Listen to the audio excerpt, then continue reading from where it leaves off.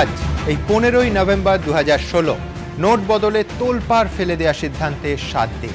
ঠিক এক সপ্তাহ আগে ঘণ্টাখানেকের এই অনুষ্ঠান চলাকালীন প্রধানমন্ত্রী নরেন্দ্র মোদীর সেই ঘোষণা আমরা সরাসরি দেখিয়েছিলাম। হযবরলর সেই দাঁড়কাগের হিসেব অনুযায়ী 7 দুগুণে 14 হলে হাতে থাকে পেন্সিল। আর কেন্দ্রের এই ঘোষণার এক সপ্তাহ পর জনগণের হাতে কি শুধুই পেন্সিল রইল, নাকি কাজের কাজটা, সত্যিকারের জরুরি কাজটা, কালো টাকা আটকানোর সেই জরুরি কাজটা কতটা হলো, তা নিয়ে ঘণ্টাখানেকের আমাদের আজকের পর্যালোচনা। একদিকে নিঃসন্দেহে এই সাহসী সিদ্ধান্তের প্রয়োজনীয়তার পক্ষে জোরালো সওয়াল যেমন আছে, তেমন অন্যদিকে আছে হাজার হাজার মানুষের দুর্ভোগ। তাহলে এই 7 দিনে দাঁড়িপাল্লার কোন দিকটা বেশি ঝুঁকে, একেবারে বিচার বুদ্ধির নিক্তিতে আমরা মেপে দেখব। আলোচনার জন্য আজকে এক মঞ্চে সব পক্ষ। আমি নিশ্চিত আমার এই বিশেষ পর্বের অতিথিরা যাবতীয় রাজনৈতিক পক্ষপাত দূরে সরিয়ে রেখে খোলা মনে সরকারের এই সিদ্ধান্তের বিশ্লেষণ করবেন। এই অনুষ্ঠানের শুরুতেই আতশ কাচের তলায় ফেলে দেখে নেব সিদ্ধান্তের ঠিক 7টা দিন। এক মঙ্গলবারে 500 ও 1000 টাকার নোট বাতিলের সিদ্ধান্ত ঘোষণা করেছে মোদী সরকার। 8 नवंबर 2016 की रात्रि को 12 बजे से वर्तमान में जारी 500 रुपए और 1000 रुपए के करेंसी नोट लीगल टेंडर नहीं रहेंगे। এই ঘোষণার এক সপ্তাহ পেরিয়ে ক্যালেন্ডারের পাতায় আরেক মঙ্গলবার। এই 7 দিনে দেশের প্রাপ্তি আর অপ্রাপ্তির খাতায় হিসেব নিকেশটা কিরকম দাঁড়ালো? ঘোষণার পর প্রথম 4 দিনে ব্যাংকে জমা পড়েছে 3 লক্ষ কোটি টাকারও বেশি, ফলে কমতে পারে সুদের হার। কিন্তু ব্যাংকের বাইরে লাইনটা যে 7 দিনেও কমছে না। যদিও তারপরও মানুষ ধৈর্য ধরেই লাইন দিয়ে টাকা তুলছেন কিংবা বদলাচ্ছেন। অনেকেই বলছেন দেশের স্বার্থে এটুকু কষ্ট সহ্য করতেই হবে। ঠিকই আছে, ভালোই আছে। উনি যে ডিসিশনটা নিয়েছে খুব ভালো কাজ করছে। এটা আমাদের জন্য, যাতে কালো টাকা ধরা পড়ে, মানুষ যাতে অনেক আরও জিনিসের দাম কমে, সেটাও আমরা চাই, সবাই চায়। ডিসিশনটা নিয়েছেন কিছুই ভালো মানুষের জন্য, ভালো মানুষের জন্য ডিসিশন। এটা ইন ফিউচার যাতে লোকের ভালো হয়, যাতে কালো টাকা ঢুকে পড়েছে, যেটা কাউন্টেবল টাকা, ইন্ডিয়ার টাকা, সেটা কাউন্টেবল, যেটা সরকার যেন জানে যে এই টাকা আমার ইন্ডিয়াতে আছে। সরকার বলছে নোট বাতিলের ফলে কালো টাকার কারবারি, জঙ্গি, মাওবাদীদের কাছে টাকার যোগান কমবে। সাধারণ মানুষের ভোগান্তি দেখে ব্যাংক এটিএম থেকে টাকা তোলার ও বদলানোর ঊর্ধ্বসীমা শিথিল করেছে সরকার। যা করেছে ভালোই করেছে। আমাদের কালোবাজারির টাকাগুলো বা যাদের হয়তো ট্যাক্সের মধ্যে পড়ে হয়তো ট্যাক্স লুকোচ্ছে, এগুলোর ক্ষেত্রে ভালো হবে। সাধারণ মানুষকে স্বস্তি দিতে রেল, পেট্রোল পাম্প, সরকারি হাসপাতাল, জল, গ্যাস, বিদ্যুতের বিল বা কর দেওয়ার ক্ষেত্রে বাতিল নোট ব্যবহারের সময়সীমা বেড়েছে। নোটের আকালে বাজারে জিনিসপত্রের দাম কমে গিয়েছে, কিন্তু সেই টাকাটুকুও তো অনেকের পকেটে নেই, তাই বাজার খালি। যদিও সাধারণ মানুষের ভোগান্তি দূর করতে 50 দিন সময় চেয়েছেন প্রধানমন্ত্রী। সরকার বলছে কদিন এই কষ্ট সহ্য করতে পারলে দেশের ছবিটাই পাল্টে যাবে। কিন্তু বিরোধীদের পাল্টা প্রশ্ন, ইউপিএ সরকার যখন 2005-এর আগে জারি হওয়া নোট বাতিলের সিদ্ধান্ত নেয়, তখন 2014 সালে বিজেপির মুখপাত্র মীনাক্ষী লেখি এই সিদ্ধান্তকে গরিব বিরোধী বলেছিলেন কেন? Present scheme does nothing to remove black money from circulation. All the black money holders will legally convert their tender with no difficulty because they have the resources to hire people to sort the cash. The measure is strongly anti-poor. প্রধানমন্ত্রী বলছেন এই সিদ্ধান্তের পর কেউ ঘরে কালো টাকা রাখার সাহস পাবে না। কিন্তু অর্থনীতিবিদদের একাংশের পাল্টা দাবি, দেশে যত কালো টাকা আছে তার মাত্র 6% নগদ। ফলে নোট বাতিল করে কত কালো টাকা ধরা যাবে? বস্তা ভর্তি টাকা পোড়া ছেঁড়া অবস্থায় পাওয়া যাচ্ছে।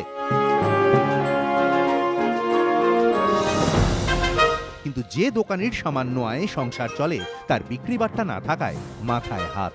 এই পরিস্থিতিতে রাজনৈতিক তরজা চলছে, কেউ আশাবাদী, কেউ হতাশ। কিন্তু সব স্বাভাবিক হবে কবে? 7 দিন পরও কিন্তু এই প্রশ্নের উত্তরের দূর দূরান্তে কোনো দেখা নেই। এবিপি আনন্দ।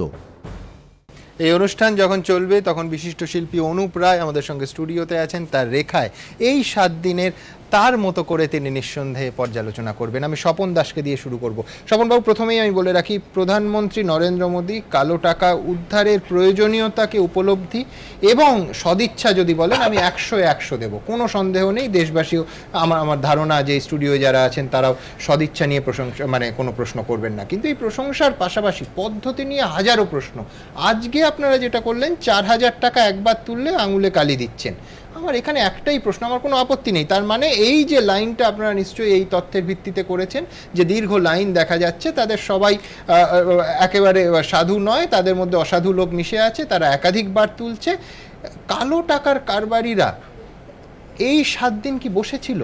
আমার প্রথম প্রশ্ন যে 100টা লোক এদের কাছে আছে এবং তারা ঘুরে ঘুরে 7 দিন ধরে এই কাজটি করেছেন, 7 দিন পরে খেয়াল হলো। বাংলায় দুটো প্রবাদ আছে জানেন তো, একটা হচ্ছে চোর পালালে বুদ্ধি বাড়ে, আর একটা বজ্র আটুনি ফসকা গেল। আমি জানি না কোনটা আপনি বলবেন সুপ্রযুক্ত হলো। আমার এখানে একটাই প্রশ্ন যে এই লুফলসগুলো রেখে আপনি কালো টাকা আটকাবেন? আমার এই যে সাধারণ মানুষ এত কষ্ট করে মুখ বুজে দেশের জন্য লাইন দিচ্ছেন, কোথাও কয়েকটা বিচ্ছিন্ন ঘটনা ছাড়া কোনো উত্তেজনা নেই, সাধারণ মানুষের এই কষ্টটা মাঠে মারা যাবে না তো স্বপনবাবু? একটাই প্রশ্ন। আমি শুরু করব চাণক্যের একটা উদ্ধৃতি দিয়ে। দেশের মধ্যে যখন চোর, দস্যু, ডাকাত, রাজদ্রোহীরা অস্থির হয়ে ওঠে, চিৎকার চেঁচামেচি করে, তখন বুঝতে হবে রাজা সঠিক পথেই চলছেন। আশা করি আপনি পলিটিশিয়ান। ঠিক উল্টো, কিন্তু চাণক্যের কথাটা ঠিক উল্টো। বাই দ্য ওয়ে, মানে আমি কারেকশন করে দিই, চাণক্যর কথাটা ঠিক উল্টো। এটা আমি বলি, তারপর ওমপ্রকাশদা বলবেন। না না, সেটা বলে নিন, চাণক্যর কথাটা উল্টে দেবেন। তারপর ওমপ্রকাশদা বলবেন, নিশ্চয়ই বলবেন আপনি। হ্যাঁ, প্রথম কথাটা হচ্ছে যে কোনো ভালো পদক্ষেপ নিতে গেলে সেটা রাতারাতি সেটা ঠিক হয়ে যাবে এটা ভাবাটা খুব মুশকিল ব্যাপার, কখনো কোনোদিন ঘটেনি। আমি যদি নো পেন নো গেইন, আপনি বলছেন যে কষ্ট করতেই হবে। মানুষের একটু কষ্ট হচ্ছে না, আমরা এটা বলবো না মানুষের কষ্ট হচ্ছে, কিন্তু কেসটা পাওয়া যাবে কি? আমি নিশ্চয়ই পাওয়া যাবে। 7 দিন পরে আপনাদের খেয়াল হলো আঙুলে দাগ দিতে হবে। 7 দিনের মধ্যে দেখুন বলেই দেওয়া হয়েছিল প্রত্যেক মানুষ একবার 4000 করে টাকা তুলবে, কিন্তু দেখা গেল লাইনে অনেক লোক 2-3 বার 4 বার করে হচ্ছে, এই ধরনের রিপোর্ট এসছে। স্বাভাবিকভাবে সেটাকে ঠিক করার জন্য দেখুন সেটা ঠিক করতে তো একটা সময় দিতে হবে। আমি বলছি আপনার অভিযান হচ্ছে কালো টাকার কারবারিদের বিরুদ্ধে, তারা বাড়িতে বসে থাকলো 7 দিন। না, তারা কত লোককে ইনভলভ করে তারা এই টাকাটা করবে, তাদের কাছে নিয়ে যাবে। দেখুন একবার যখন শুরু করা হয়েছে সময় নয়তো কালিরটা আপনি 7 দিন পরে ইউজ করতে না, একই লোক এক ব্যাংক থেকে আরেকটা ব্যাংকে যাচ্ছে, সে বিভিন্ন জায়গায় গিয়ে তুলছে। আমি সরকারি এই সিদ্ধান্ত এবং তার সমালোচনা হচ্ছে রাজনৈতিক স্তরে, দেখাবো। বাতিল 500 ও 1000 টাকার নোট বদলের জন্য আগেই গুচ্ছ বিধিনিষেধ জারি করেছিল নরেন্দ্র মোদী সরকার। এবার ব্যাংকে কিংবা পোস্ট অফিসে নিজের টাকা বদলানোর জন্য আঙুলের রীতিমতো চিহ্ন হিসেবে কালি লাগাতে হবে। কেন্দ্রের যুক্তি, একই ব্যক্তি যাতে একাধিকবার নোট বদলের সুযোগ না পান, তাই এই সিদ্ধান্ত। You find the same people coming back again and again. To prevent such kind of misuse, the branches of banks would take resort to use of indelible ink marks for disbursement of cash. কেন্দ্রীয় অর্থ সচিবের এই ঘোষণার পরেই দেশ জুড়ে বিতর্ক তৈরি হয়। অনেকেই প্রশ্ন তোলেন, বৈধভাবে টাকা বদলাতে গেলে আঙুলে কালির চিহ্ন কিসে? সরব হন মমতা বন্দ্যোপাধ্যায়ও। টুইটারে তিনি লেখেন, কেন্দ্রের এই সিদ্ধান্ত কালা কৌশল। এর মানে এই সরকার সাধারণ মানুষকে বিশ্বাস করছে না। 19শে নভেম্বর উপনির্বাচন, তার আগে ভোটারদের আঙুলে কালি লাগানোর সিদ্ধান্ত নিয়ে কি বলবে নির্বাচন কমিশন? দিল্লি রওনা হওয়ার আগেও খুব উগরে দেন তৃণমূল নেত্রী।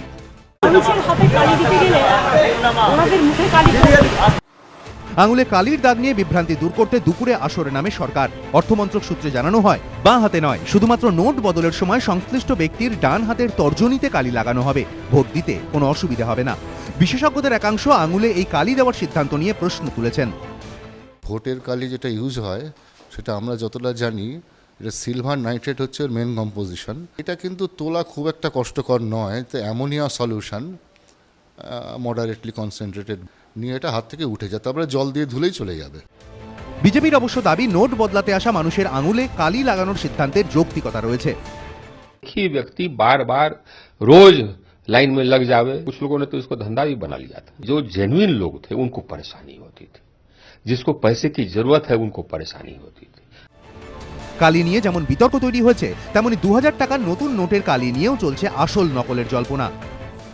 मैं इसे हल्का से भिगा लूंगा, भिगोने के बाद इसे निचोड़कर जब मैं इसे घसूंगा, किस तरीके से कलर निकल रहा है। आपने देखा कि किस तरह से ये 2000 रुपए के नोट से ये रंग निकला है, सफेद रंग के। आप उसको देखिए, ये रंगीन हो गया है। पुराने जो नोट्स थे, जो 500 या 1000 और या उसमें भी निकल नहीं 500 जो 1000 या आज भी जो 100 रुपया हमारे पास है उसमें होता है, क्योंकि उसमें जो इंक के यूज करते हैं उसमें एक इंटेग्लियो इंक यूज करते हैं। জাল নোটের কারবারিরা এরও কোনো পাল্টা উপায় খুঁজে বের করবে না তো? এই প্রশ্ন কিন্তু রয়েই যাচ্ছে অনেকের মনে। বিজেন্দ্র সিংহ, কৃষ্ণেন্দু অধিকারী ও রুমা পালের রিপোর্ট, এবিপি আনন্দ।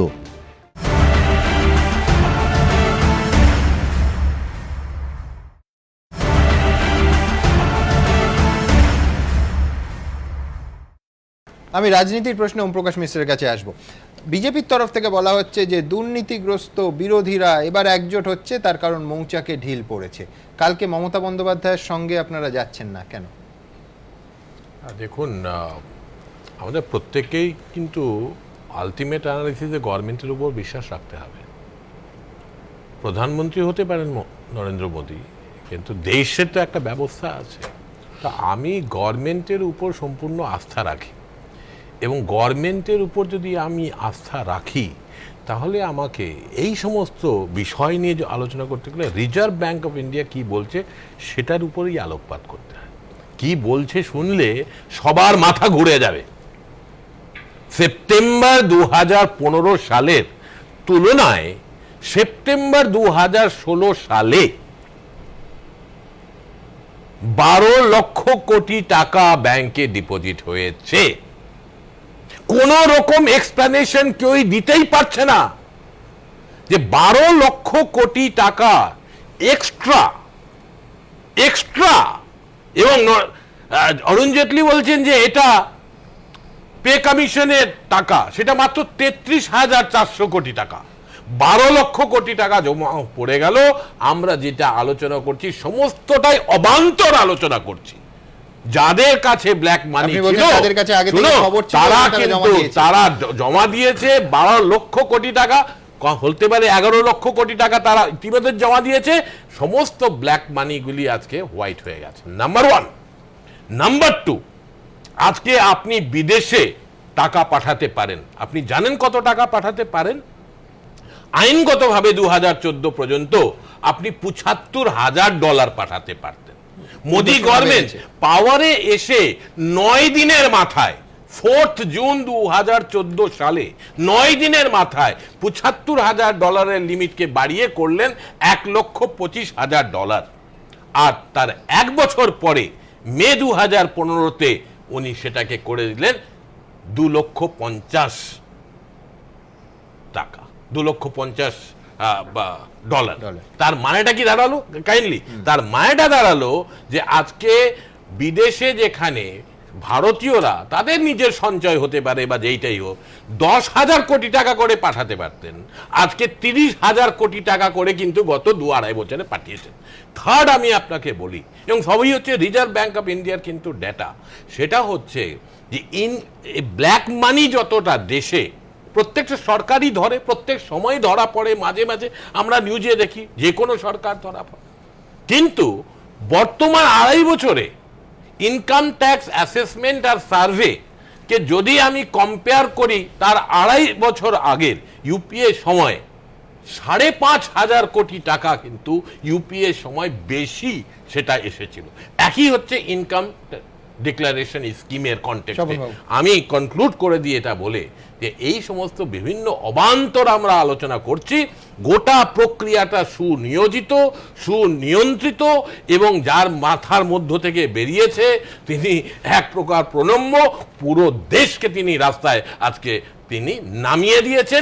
ভারতবর্ষের অর্থনীতি একেবারে কন্ট্রাক্টেড হয়ে গেছে। আমি একটা কথা বলি, ব্যাংকে যদি 12 লক্ষ কোটি টাকা জমা পড়ে তো সেই টাকার উপর বেশি 12 লক্ষ কোটি টাকা বেশিও যদি জমা পড়ে, আমি আপনার হিসেবে 12 নয়, আমি যদি 15 লক্ষ কোটি টাকাও জমা পড়ে, তো সেই টাকা যারাই জমা করুন না কেন সে তার টাকাটাকে কবে তারা টাকাটাকে ডিসপ্লেস করলো যে আমাদের কাছে টাকা জমা দিচ্ছে, সেপ্টেম্বর মাসে জমা পড়লো, আর সেপ্টেম্বরে দিক আর অক্টোবরে দিক টাকাটা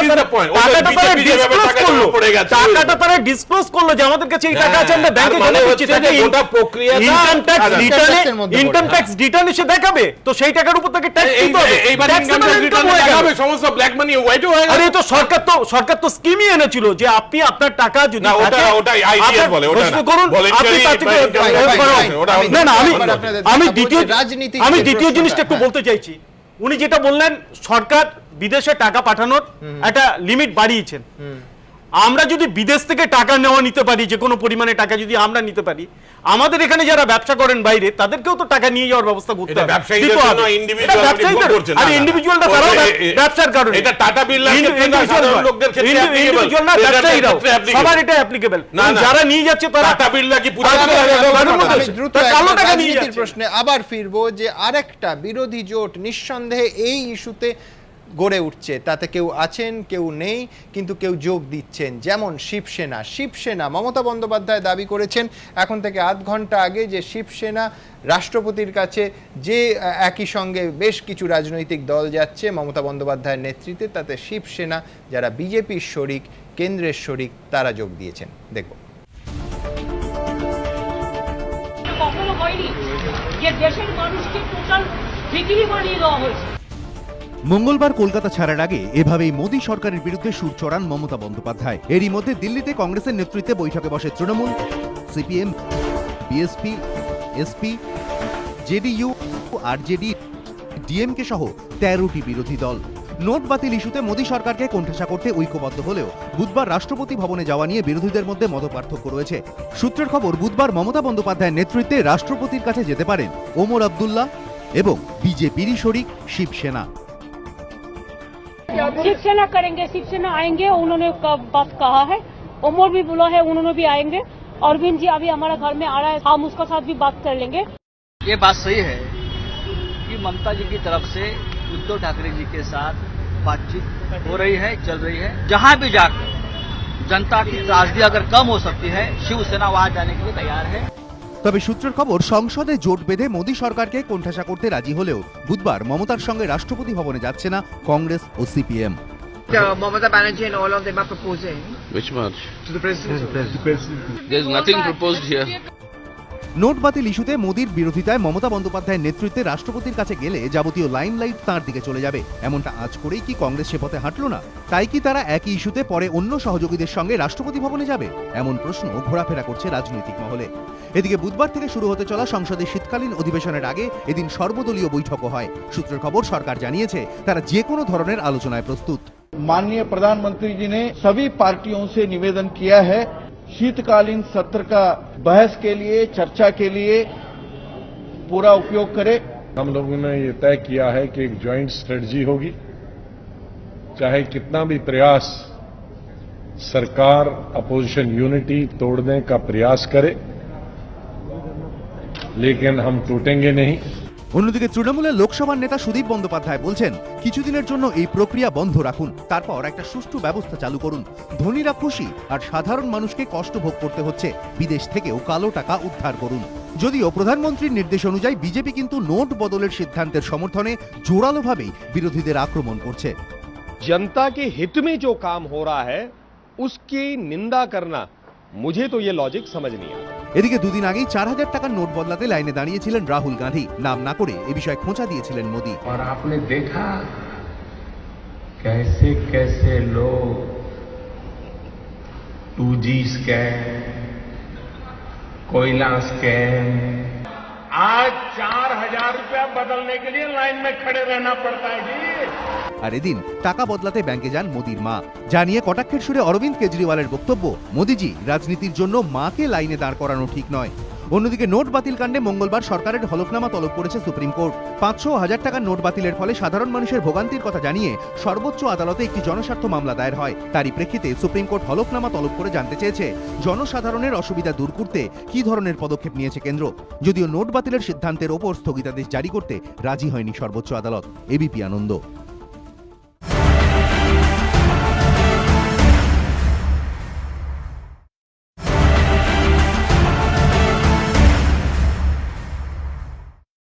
সুমনবাবু, নিঃসন্দেহে শিবসেনার যাওয়াটা যদি গেন হয়, কংগ্রেস গেলে তো অনেক শক্তিশালী লাগতো জোটকে। না দেখুন, জোট তো জোটের প্রশ্ন পড়ে, এখন হচ্ছে এমার্জেন্সি সিচুয়েশনের সঙ্গে সঙ্গে আপনাকে রিয়াক্ট করতে হবে। যে ধরনের একটা অর্থনৈতিক অবস্থা চলছে দেশে, অর্থনৈতিক একটা ইকোনমিক এমার্জেন্সি চলছে, তার মধ্যখানে কিন্তু মমতা বন্দ্যোপাধ্যায় সিদ্ধান্ত নিয়েছে। পাশাপাশি বিজেপি কিন্তু প্রচার ও জোরদার করছে যে দুর্নীতিগ্রস্ত দলেরা সব একটা। মমতা বন্দ্যোপাধ্যায় এই কথা বলেছেন যে সিপিএম, কংগ্রেস, অন্যান্য দল তারা পরেও যেতে পারে, দুটো পথই খোলা রাখতে হবে। রাষ্ট্রপতিকে সাংবিধানিক প্রধান হিসেবে জানানো হলো, তারপরে সংসদ শুরু হচ্ছে আগামীকাল বিভিন্ন দল তাদের যে দাবি, সেই দাবিগুলো তারা করবে, তার বিরুদ্ধে বিক্ষোভ করবে, সরকারের সঙ্গে আলাপ আলোচনা করবে। ফলে সমস্ত দিকটাই ওপেন রাখার দরকার, কারণ এটা আমরা দেখেছি যে এই সরকার আসার পর থেকে, যে কথাটা ওম প্রকাশ দা বলছেন তারই সূত্র ধরে বলি, যে রাহুল গান্ধী একটা কথা বলেছিলেন যে এই সরকারটা হচ্ছে শুটবুটের সরকার। সত্যিই তাই। আপনি যদি দেখেন যে সরকারের চলার যে রাস্তা, সেই রাস্তায় কিন্তু সাধারণ মানুষের স্বার্থ নেই, বরঞ্চ আমরা কিছু ব্যবসায়ী শ্রেণীর স্বার্থ রক্ষার দৃষ্টান্ত আমরা দেখতে পারি। 2014-15 সালে নির্দিষ্ট কয়েকজন শিল্পপতিকে মোদী সরকার 5,54,000 কোটি টাকা কর ছাড় দিয়েছে। 2016 সালে সেটা বেড়ে দাঁড়িয়েছে 6,11,000 কোটি টাকা। এবং আপনারা জানেন যে all India bank employees union তারা কিছুদিন আগে একটা ঋণ খেলাপিদের তালিকা প্রকাশ করেছিল, যার পরিমাণ হচ্ছে 70,000 কোটি টাকা, মানে যেটা ব্যাংক পায়, ব্যাংকের পাওনা। 7,000 জনের নাম সেই তালিকায় রয়েছে, অধিকাংশ নাম গুজরাটের। আজকে এই যে ঘটনাগুলো ঘটছে, এই ঘটনাগুলোতে আজকে ঘটনা এটা যে গোটা দেশকে আজকে নরেন্দ্র মোদী রাস্তায় এনে দাঁড় করিয়েছে, এটা অস্বীকার করতে পারি না। কিন্তু আমি বলছি ডিমনিটাইজেশনের প্রয়োজন ছিল, এটা মানে না, ঠিক আছে, অবশ্যই কালো টাকার বিরুদ্ধে তো কেউ কথা বলছে। তাহলে প্রশ্নটা হচ্ছে সুমন এটা কি ডিমনিটাইজেশন না, ভুল এটা হচ্ছে এক্সচেঞ্জ, সেটা ডিমনিটাইজেশন কথাটাই ভুল। ফাইন, আপনি বলছেন পদ্ধতি, প্রস্তুতি ছাড়া উপায় প্রস্তুতি ছাড়া এতগুলো মানুষ করলো। এবং যেটা সবথেকে গুরুত্বপূর্ণ, আমি খুব আশ্চর্য হয়েছি যে পরে যখন জানলাম যে 4 জন এই সিদ্ধান্তের কথা জানতেন, তার মধ্যে একজন হচ্ছে বিজেপির সর্বভারতীয় সভাপতি অমিত শাহ। এই প্রশ্ন তো কেন্দ্রীয় সরকারের কাছে, যে দল যখন জিতে সরকারে যায় তখন কিন্তু প্রশাসন এবং দলের মধ্যে অমিত শাহ অবশ্যই এই কথা অস্বীকার করেছেন পরে। অমিত শাহ কখনো দলের তরফ থেকে নয়, সরকারের তরফ থেকেও কোনোদিন বলা হয়নি অমিত শাহ যাবে। বিজেপি 8 তারিখ নরেন্দ্র মোদী ঘোষণা করেন যে আমি বলছি রিজার্ভ ব্যাংকের গভর্নর যদি এই অ্যানাউন্সমেন্টটা করতেন, সেটা যদি মানে strictly going by the law, ঠিক আছে, তাহলে পাবলিসিটি কে পেত? না প্রধানমন্ত্রী একটা সরকারের প্রধানমন্ত্রী যদি করে থাকেন তাহলে অন্যায় কিছু নেই, প্রধানমন্ত্রী করতেই পারে। আমি বলছি প্রধানমন্ত্রী করতে পারেন, রিজার্ভ অর্থমন্ত্রী যদি বলতেন ঠিক নয়। আপনি যদি বলেন যে অর্থমন্ত্রী প্রকাশিত এটা ঠিক নয়, যেটা ঠিক নয় সেটা অনুপদার একটা ছবি ইতিমধ্যেই হয়ে গেছে। অনুপদা ছবিটা শুনতে চাইবো। এবং এই যে গোটা এক সপ্তাহের কর্মকাণ্ড মানে তার বিরুদ্ধে সমালোচনা যেমন আছেন, প্রচুর মানুষ আশা করছেন যে একটু কষ্ট, প্রধানমন্ত্রী 50 দিন সময় চেয়েছেন, একটু কষ্ট সহ্য করলে একটা নতুন সুদিন হবে। আপনার এই গত এক সপ্তাহ কিভাবে কেটেছে? এই মুভটাকে কিন্তু আমরা কেউই খুব একটা যে খারাপ বলছি তা নয়। হ্যাঁ, ব্ল্যাক মানি নিয়ে নিশ্চয়ই নানা রকমের স্টেপ নেওয়া হতেই পারে, কিন্তু সেখানে তার কতগুলো পদ্ধতিগত ভুলভ্রান্তি কিংবা ঠিক সেটা তো আমরা পরে বুঝবো। কিন্তু আমার নিজের যেটা মনে হচ্ছে যে এখানে আমি ছবিতে দেখিয়েছি যে উনি ব্ল্যাক মানিকে সাদা করার জন্য চেষ্টা করছেন, কিন্তু তারপরে কি? হ্যাঁ, এবার আমি নিজে যতগুলো জিনিস ফেস করেছি, আমি রিসেন্ট আমি একটু দিল্লি গিয়েছিলাম একটা কাজে, তো সেখানে আমি স্বাভাবিকভাবেই আমরা কোথাও বেড়াতে গেলে 1000 টাকা 500 টাকাই নিয়ে যাই, কিন্তু সেখানে গিয়ে আমার প্রায় ভিখিরির মতন অবস্থা হয়েছে, আমাকে বিভিন্ন লোকের কাছে হাত পাততে হয়েছে। এবং সবচেয়ে বড় জিনিস আমি যেটা দেখেছি সেটা হলো সমস্ত এটিএম গুলো বন্ধ। হ্যাঁ, কোনো এটিএমে কোনো টাকা পয়সা নেই এবং লাইনে প্রচুর লোক দাঁড়িয়ে আছে। এবং আমরা সাধারণত না অনেক সময় বলি একদিন বন্ধ হলে কত কোটি টাকা আমাদের লস হয়েছে, আমরা সাধারণত বলে থাকি, কিন্তু আপনি এটাকে কি করে ডিফাইন করবেন? এই যে হাজার হাজার লোক প্রতিদিন, আমি কালকে ফিরেছি, কালকে পর্যন্ত আমি দেখেছি হাজার হাজার লোক ওখানে দাঁড়িয়ে আছে লাইনে, তাহলে কি মানে কর্মসংস্কৃতি কোথায় গিয়ে দাঁড়াচ্ছে? আমার প্রশ্ন সেখানেই যে নিশ্চয়ই একটা মুক্ত হওয়া ভালো। বিপুল লাইনে বিপুল সংখ্যক লোক, যত কর্ম দিবস নষ্ট হয়েছে তার হিসেব কে করবে? তার এবং নিঃসন্দেহে উদ্দেশ্য নিয়ে কোনো সংশয়ের জায়গা নেই, কিন্তু পদ্ধতি নিয়ে প্রশ্ন আছে। আমি সৈকত বাবুর কাছে আসবো, আমি দ্রুত তার আগে আপনাদের দেখাতে চাইবো যে 50 দিন দেশের প্রধানমন্ত্রী আবেদন জানাচ্ছেন কাতর কণ্ঠে যে ঠিক 50 দিন সময় তাকে দেয়া হোক, তার ভেতর তিনি এই কালো কারবারিদের কালো টাকার বিরুদ্ধে ব্যবস্থা নেবেন এবং সাধারণ মানুষের পদ্ধতিগত যে হয়রানি হচ্ছে তা বন্ধ করবেন।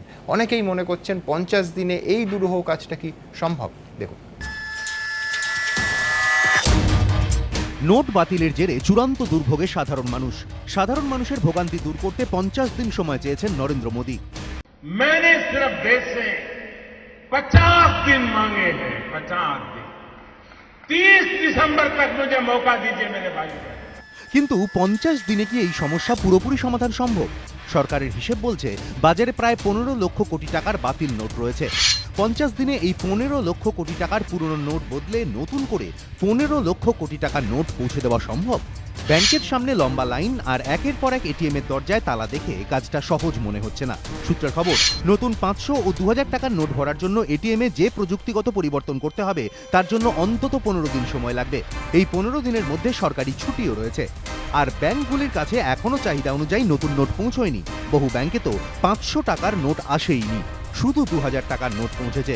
এই প্রেক্ষিতে বিভিন্ন মহলে প্রশ্ন উঠছে, রিজার্ভ ব্যাংক কি নতুন নোট পৌঁছতে দেরি করছে?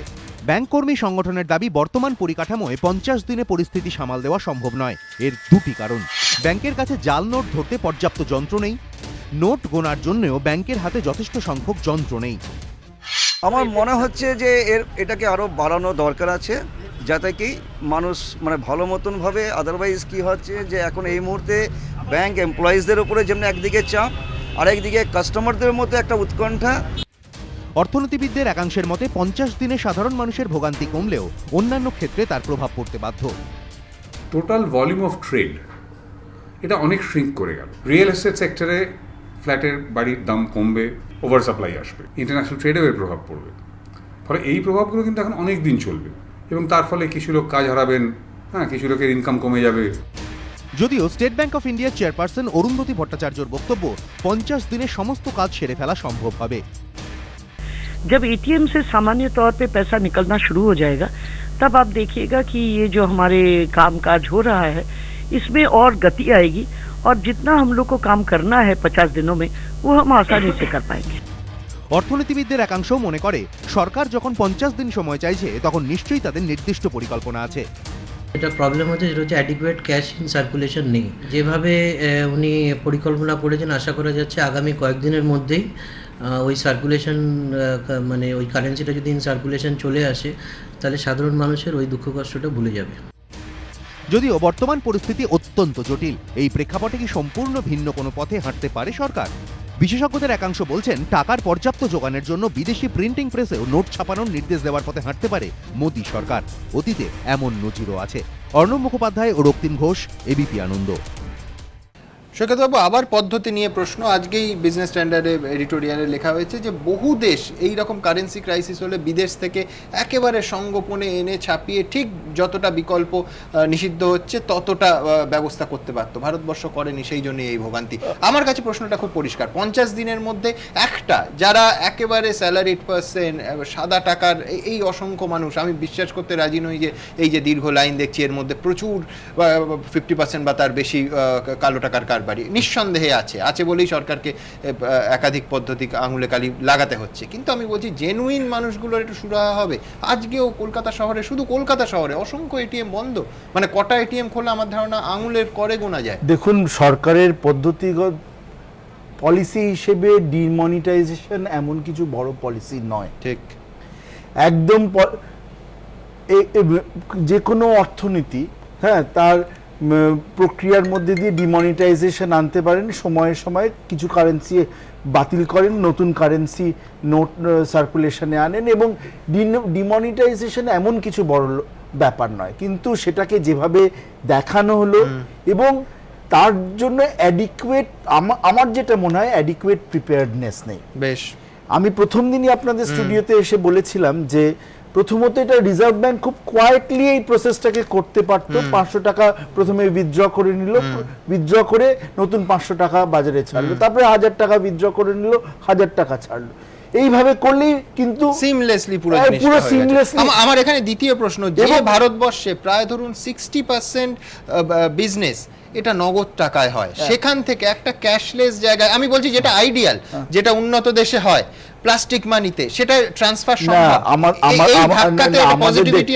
আমাদের দেশে যেটা এটা দিয়ে এই ধাক্কাটা দিয়ে উনি যেটা করার চেষ্টা করছেন যে সমস্ত ট্রানজ্যাকশন, বিজনেস ট্রানজ্যাকশন আর ইনফর্মালি আমাদের বেশিরভাগ বিজনেস, এই যে 60% আপনি কোট করছেন, এটা কিন্তু ইনফর্মাল বিজনেস, একদম ভায়া ব্যাংক হচ্ছে না, ভায়া ব্যাংক হচ্ছে না, এটা ব্যাংকিং সিস্টেমে আনার জন্য করার একটা ধরুন পদ্ধতি। এই তো বিপুল একটা দেশের 60% আপনার নগদে হচ্ছে, তার 86% হচ্ছে শুধু 1000 এবং 500 টাকার নোটে। এই ছবিটা কতটা পাল্টা? না না, তাই জন্য 2000 টাকার নোট করে দাও। না না না, Exactly, exactly.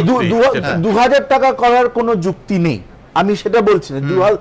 500 টাকা বা 1000 টাকাই লপতে লপতে নিয়ে আসা দরকার ছিল, কিন্তু যেটা দরকার ছিল যে 14% যে 100 টাকার নোটের সার্কুলেশন ছিল সেইটাকে সরকারকে আগে থেকে ব্যবস্থা করে সেটাকে 30% নিয়ে যাওয়া বা 40% নিয়ে যাওয়া দরকার ছিল। সেটা সরকার এই 10 মাস ধরে প্রিপেয়ার্ড হয়ে, জানুয়ারি মাস থেকে 2016 যে প্রিপেয়ার্ডনেস, সেই প্রিপেয়ার্ডনেসের মধ্যে এইটা যদি সরকার করতেন সেটা, কিন্তু আমি আপনাকে বলছি, আমি 2 দিন আগে টাকা তুলেছি 500 টাকার নোট, এবং নতুন 500 টাকার নোট ব্যাংক থেকে পেয়েছি। তার মানে ছাপা হচ্ছে নতুন 500 টাকার নোট তখনও সার্কুলেশনে ছাপা হচ্ছে। আমি কাউন্টার আর্গুমেন্টটা দিই যে অনেকে বলছেন যে এটা গোপনীয়তা এতটা মেনটেন করা সম্ভব হতো না, এবং এই খবর বেরিয়ে যেত, যার ফলে লপতে লপতে কালো টাকার বিরুদ্ধে অভিযান সম্ভব না। আমি এই ব্যাপারটাতে কিন্তু আমার একটা দ্বিমত আছে, কারণ একটা ফেডারেশনে, একটা ফেডারেল স্ট্রাকচারে প্রধানমন্ত্রী যখন কিছু অ্যানাউন্স করছেন, তার মানে এই নয়, তার মানে এই যে তিনি without taking his constituencies into account, মানে প্রত্যেকটা স্টেট গভর্নমেন্টকে প্রধানমন্ত্রী ইনফর্ম করতে বাধ্য।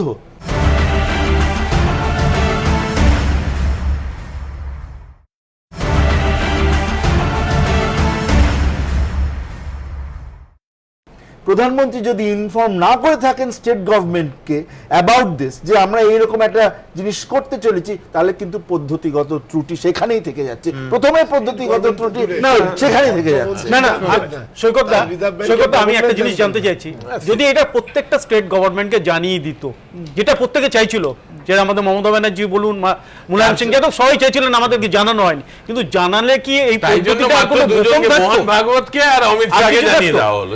এগুলো তো অবান্তর প্রশ্ন। আর যাই হোক, আমাদের বিজেপি এখানকার, আমাদের কোনো কিছু রাহুল গান্ধী আর সোনিয়া গান্ধীর মধ্যে আমি একটা কথা বলছি, সরকারের কাছে কোন স্টেট গভর্নমেন্ট পলিসিটার কোনো বিরোধিতা করেনি এখনো পর্যন্ত, পদ্ধতির বিরোধিতা করেছে, এইটা কিন্তু মনে রাখবেন। পলিসির কেউ আমি বলছি না পলিসির বিরোধিতা, এই জন্য আমার ধারণা এটা বাইরে বিভিন্ন না, আর গোপনীয়তা বিভিন্ন মানুষের কাছে। আমার একটা সংশয় আছে, সেটা হচ্ছে ভারতের রিজার্ভ ব্যাংকে 2000 টাকার নোট আসছে, আর সেই নোট ভারতবাসী দেখছে সোশ্যাল মিডিয়ায়। এই কিসের গোপনীয়তা? এই ঘোষণার 3 দিন আগে থেকে সমস্ত সোশ্যাল মিডিয়ায় অ্যাকচুয়াল নোট তো 6 তারিখে পাঞ্জাবের লিগ্যাল কনভিনার মিস্টার কম্বোজ, উনি তো নোটগুলির সঙ্গে দাঁড়িয়ে আছেন। মানে আমি এই জন্য আরো বলছি, সৌদি আরবিয়াতে, আমি হয়তো দেশের নাম বলছি, মিডল ইস্টে একজন ব্যবসায়ী, তিনি ইন্ডিয়াতে আসেননি, কিন্তু তার কাছে ইতিমধ্যে 2000 টাকা নোটের 1,60,000 টাকা নিয়ে উনি পোজ করছেন। এই নোট, এই আমি যে বললাম, সুনিয়োজিত সুনিয়ন্ত্রিত ব্যবস্থার মাধ্যম দিয়ে গোটা জিনিসটা হয়েছে। এখানে আলোচনা বেশিরভাগটাই আমি মানুষগুলোর কষ্ট ব্যর্থ হবে না তো। আমি আবার বলছি, আমি ওম প্রকাশের কথা, কালো টাকা রয়ে গেল এবং সযত্নে রয়ে গেল, চেহারাটা হয়তো একটু পাল্টালো। আমি একটু বলি, ওখানে লেখা আছে আমি একটু বলি, সোশ্যাল সাইটে অনেক কিছু ভাইরাল হয়েছে, আমি সোশ্যাল সাইটে অনেক কিছু ভাইরাল হয়েছে, আপনাদেরই হিন্দি চ্যানেলে তার অনেকগুলোকে মিথ্যে বলে প্রত্যেকটা অনেকগুলো দেখেছি।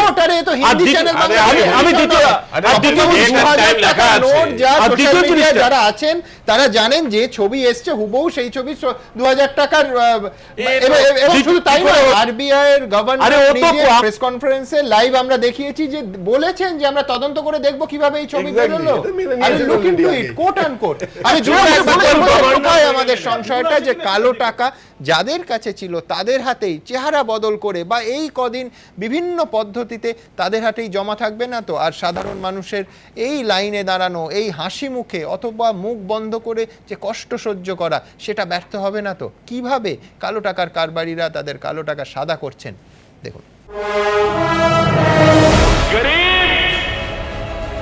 चैन की नींद सो रहा है और अमीर नींद की गोलियां खरीदने के लिए बाजार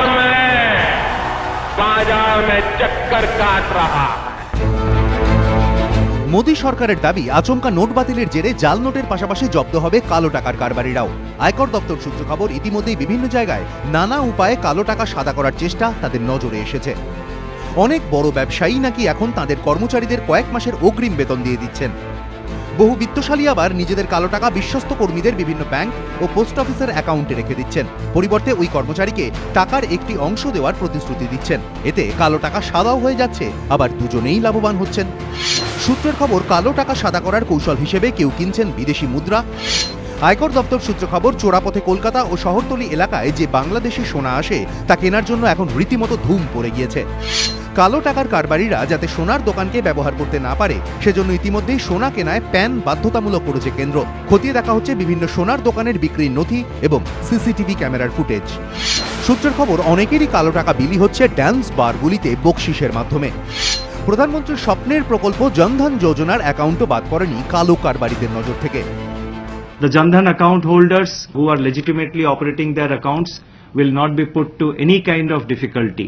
I would appeal to them not to allow themselves to be used by other people to convert their black money into white.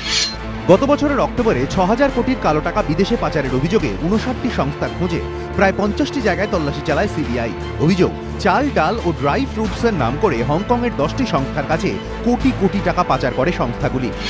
আয়কর দপ্তর সূত্র খবর, ৮ই নভেম্বরের পর বেড়েছে এই প্রবণতা। কোম্পানি ক্যাশ ইন হ্যান্ডে দেখাচ্ছে, এটা হঠাৎ আরম্ভ হয়েছে, এটা আগেও ছিল, এখন বেশিভাবে হচ্ছে। কেউ বলছে আমি হাওয়ালা দিয়ে টাকা পাঠিয়ে দেবো। এক্সপোর্ট ফার্মকে এরা ইউজ করে বিভিন্ন টাকে ওয়েটে on contract basis, on supply of goods basis এরা টাকা পাঠানো একটা ব্যবস্থা করে।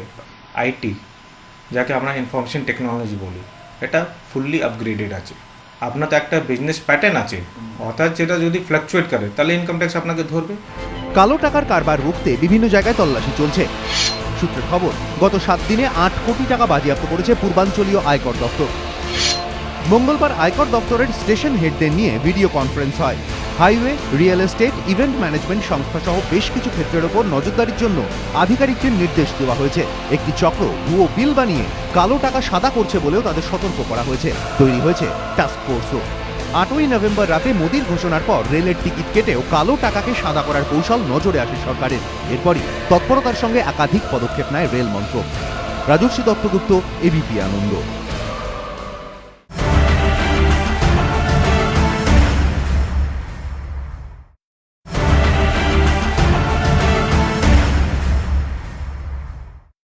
আমি সুপর্ণ মৈত্রের কাছে যাব। সুপর্ণবাবু, সাধারণ মানুষের একটাই সংশয়, সেটা হচ্ছে পদ্ধতি নিয়ে যা অসুবিধে তা তাদের ফেস করতে হচ্ছে, এবং তাদের একটা শ্রেণীর মনে এখনো পর্যন্ত এই ভরসা আছে যে দেশের প্রধানমন্ত্রী এই রকম একটা ব্যবস্থা করেছেন, নিঃসন্দেহে যারা কালো টাকার কারবারি, যারা বড়লোক, যারা অসাধু উপায়ে বড়লোক হয়েছে তারা জব্দ হবে, এবং এই যে আমাদের লাইনে দাঁড়ানোটা এটা ব্যর্থ হবে না।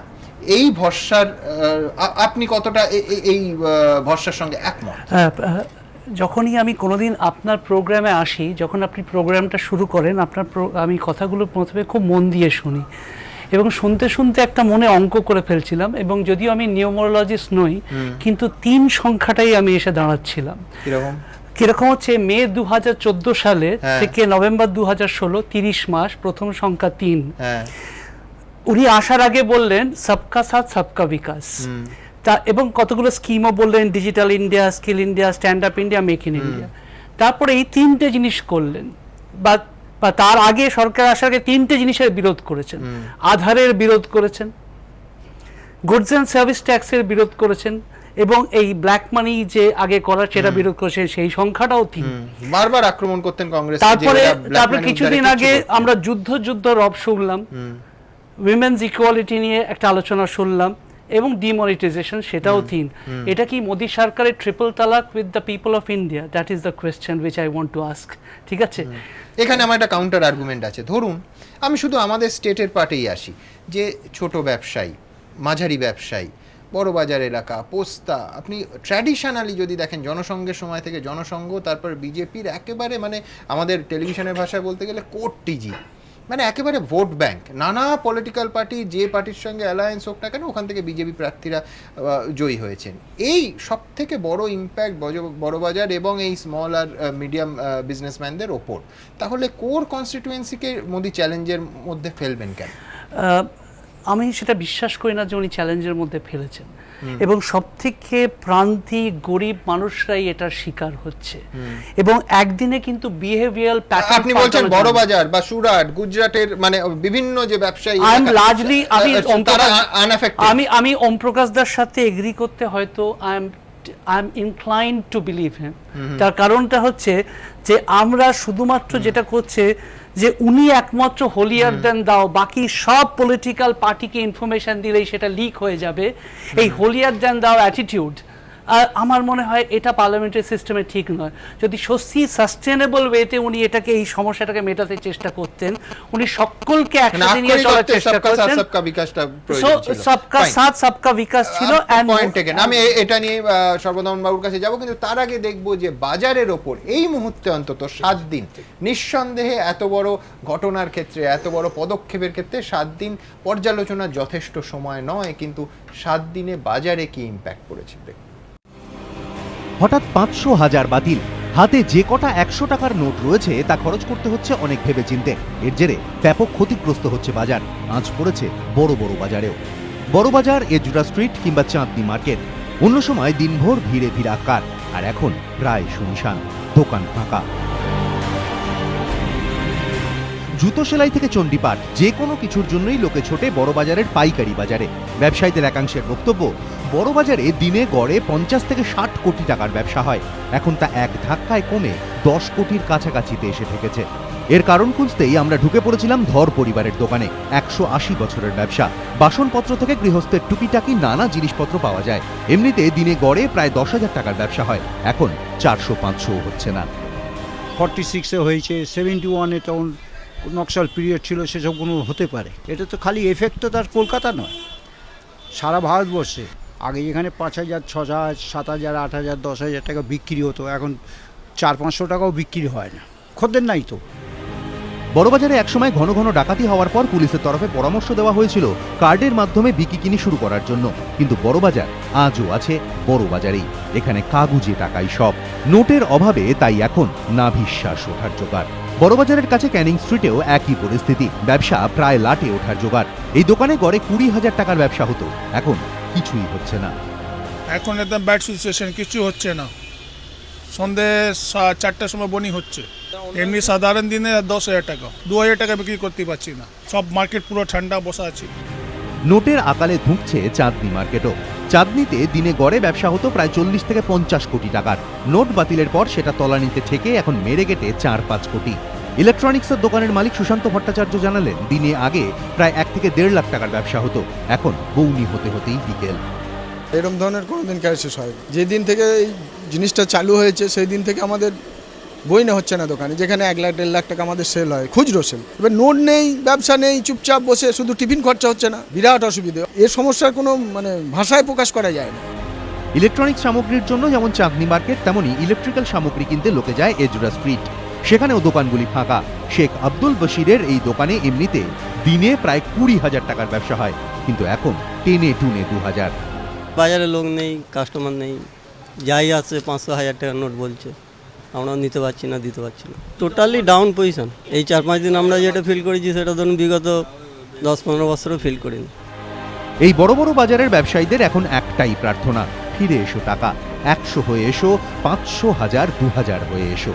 সমিত সেনগুপ্ত, এবিপি আনন্দ, কলকাতা।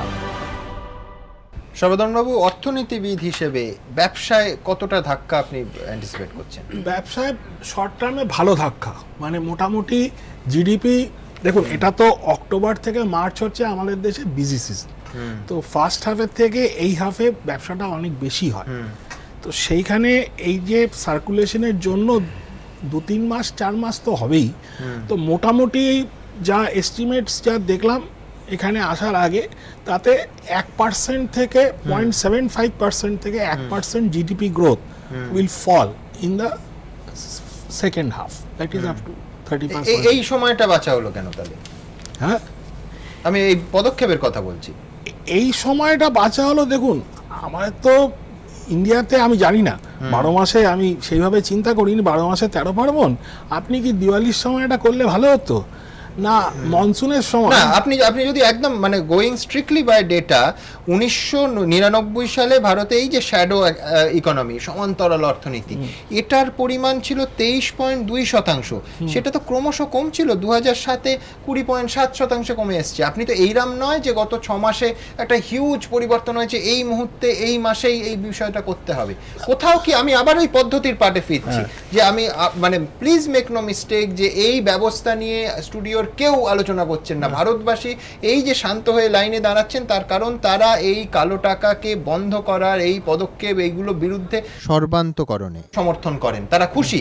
কিন্তু পদ্ধতি না, পদ্ধতিতে ভুল হয়েছে, কিন্তু আপনার না আপনি যেটা বলছেন টোটালি, এটাতে একটা অ্যাঙ্গেল আমরা মিস করে যাচ্ছি। ইকোনমিক ডাউনটার্নের দিক দিয়ে আমরা তো বললাম, এখানে টেররিজম ফ্যাক্টরটা কি ছিল এটা কিন্তু আমরা আলোচনা করছি না। এটা তো আরো ভয়ঙ্কর। আমি বলছি যে আপনি 2000 টাকার নোট ছাপালেন, সেই নোট নকল হতে এই গোষ্ঠীগুলোর কতক্ষণ লাগবে সেটা আমি জানি না।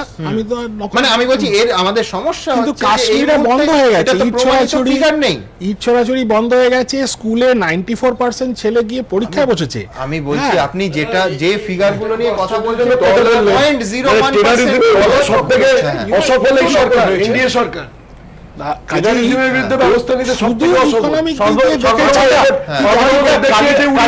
মালদার কালিয়াচকে টোটালি বন্ধ হয়ে গেছে, টোটালি বন্ধ হয়ে গেছে। আমার শুধু স্বপনবাবু টেররিজম নিয়ে নিঃসন্দেহে এটা অত্যন্ত জরুরি প্রশ্ন। একবার দিয়ে আমি তোমাকে কি বলেছি, সরকারের উপর ভরসা রাখতে, রিজার্ভ ব্যাংকের উপর। According to reserve bank, fake Indian currency note হচ্ছে 0.00071, অর্থাৎ সেটা যে কত কম পরিমাণ, 400 কোটি মাত্র। এত বিশাল বড় করে যখন আমরা দেখাই, অনেক সময় অনেক কিছু ইকোনমিক রিয়ালিটিটা ভুলে যাই। এত বেশি পপুলেশন, এরকম 400 কোটি টাকা কি করে, তাহলে তো রিজার্ভ সবই করতে পারতো।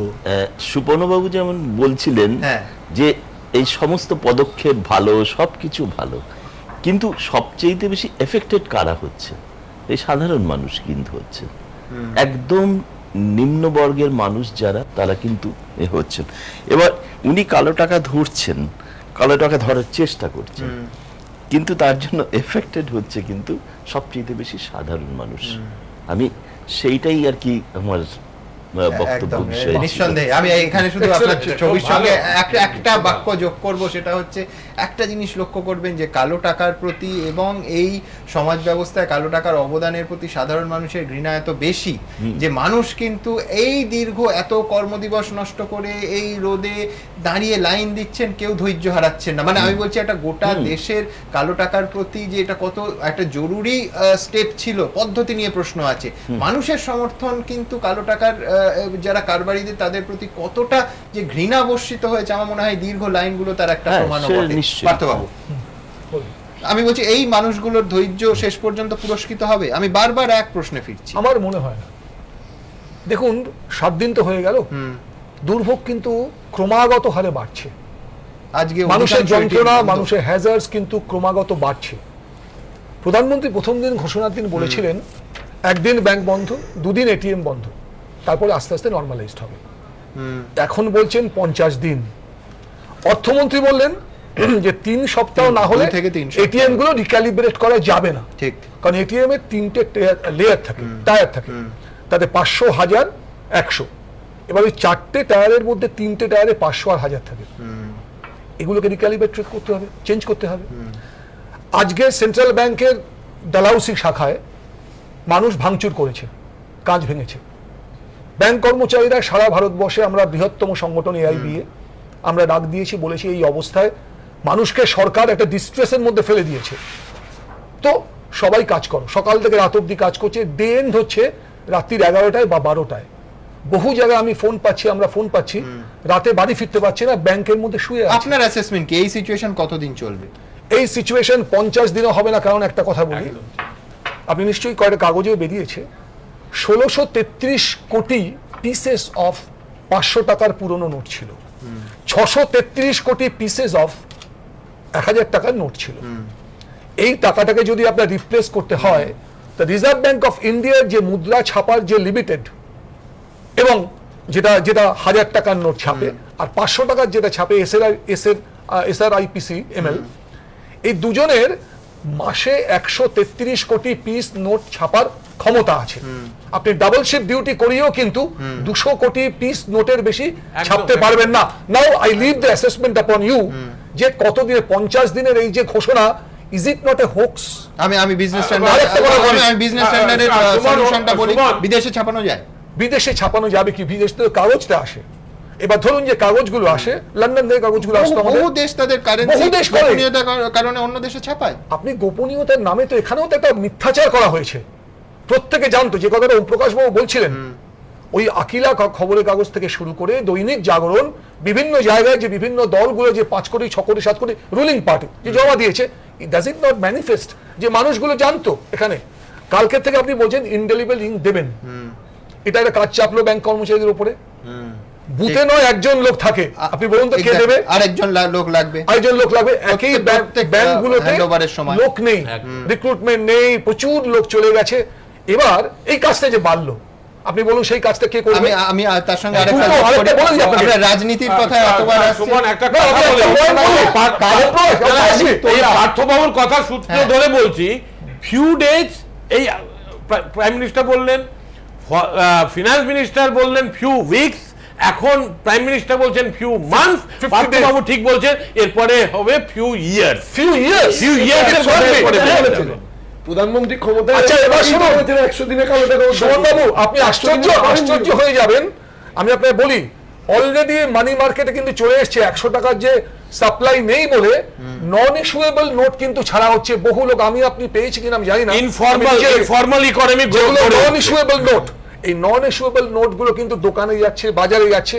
এই নোট কিন্তু আবার খুলে ব্যাংকেই তো আসবে, তাই কর্মচারীদের আবার সেই নন ইস্যুয়েবল এবং ইস্যুয়েবল মধ্যে সর্ট আউট করতে হবে এবং রিজার্ভ ব্যাংকে পাঠাতে হবে। এই কারেন্সি ক্রাইসিসটাকে সম্পূর্ণ, যে দেশে 86% অফ দি ট্রানজাকশন সবটাই ক্যাশে হয়, স্বপনবাবু বিড়ম্বনা বাড়বে? কিচ্ছু বিড়ম্বনা, অঙ্ক কষে পার্থবাবুরা দেখা না, কিচ্ছু বিড়ম্বনা বাড়বে না।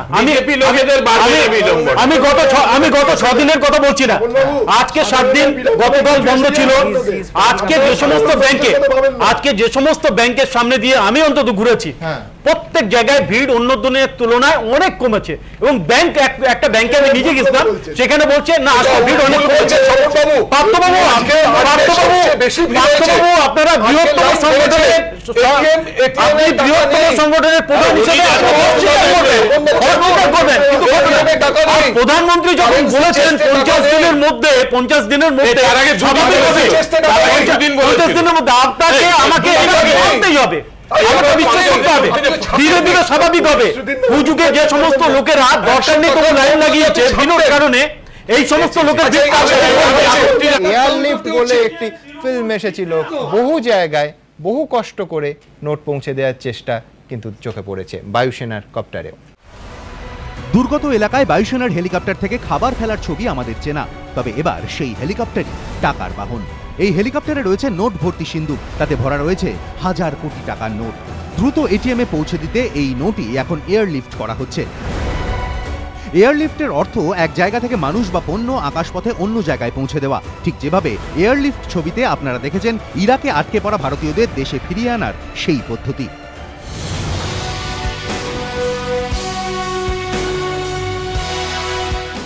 এখন সারা দেশে নোটের আকাল কাটাতে ঠিক সেই পথেই ছাপাখানা থেকে আপনার বাড়ির কাছের এটিএমে নোট পৌঁছানোর ব্যবস্থা করেছে সরকার।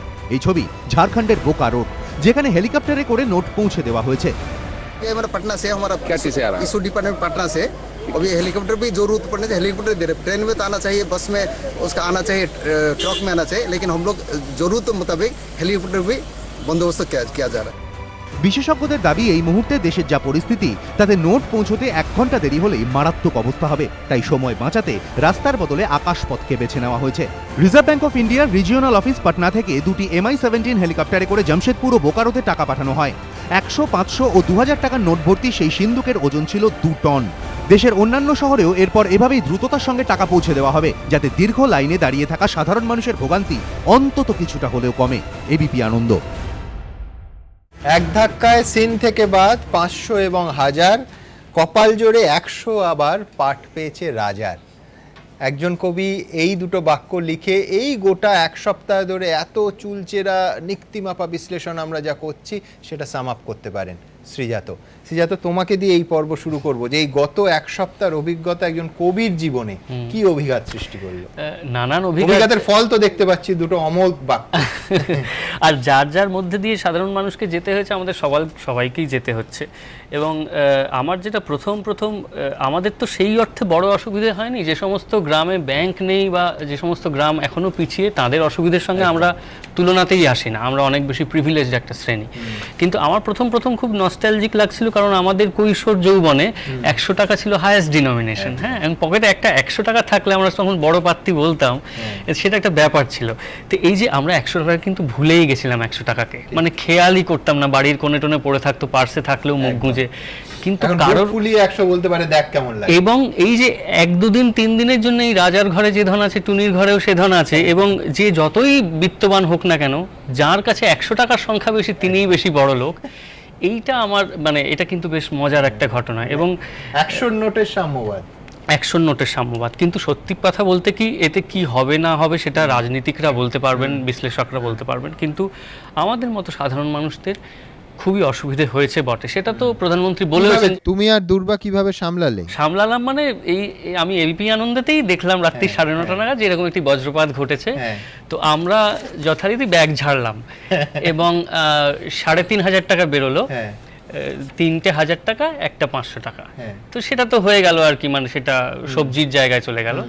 বাকি বেরোলো 400 টাকা, 4টে 100 টাকার নোট। তারা এখন সবে ধন নীলমণি, 200 টাকা দুর্বা নিল, 200 টাকা আমি নিলাম, এবং সেই 200 টাকা দিয়ে আমরা 3 দিন চালিয়েছি। এবং আমরা দৈনন্দিন ভিত্তিতে গাড়ির চালক নিই বলে তাদের যেহেতু 250 টাকা অন্তত পক্ষে দিতে হয়, ওই 2 দিন গাড়িও ব্যবহার করতে পারিনি। আমাদের নানান কাজ ছিল, সেগুলো বাতিল হয়েছে। এবং আমি রাতের পর রাত বিভিন্ন এটিএমে ঘুরে বেরিয়েছি। গতকালের আগে অবধি কোথাও থেকে টাকা তুলতে পারিনি, একমাত্র দুর্বার সারাদিন ব্যাংকে লাইন দিয়ে কালকে কিছু টাকা তুলতে পেরেছে। ফলে এইটার কারণে আমরা বাজার করতে পারিনি। কার্ডের জন্য অ্যাপ্লাই করবে এই ক্রাইসিসটা মিটে গেলে? মানে কোন কার্ড? ক্রেডিট কার্ডের জন্য না, প্লাস্টিক মানির জন্য না প্লাস্টিক মানে এমনি প্লাস্টিক বর্জন করা উচিত, প্লাস্টিক বড্ড দূষণ ছড়ায়।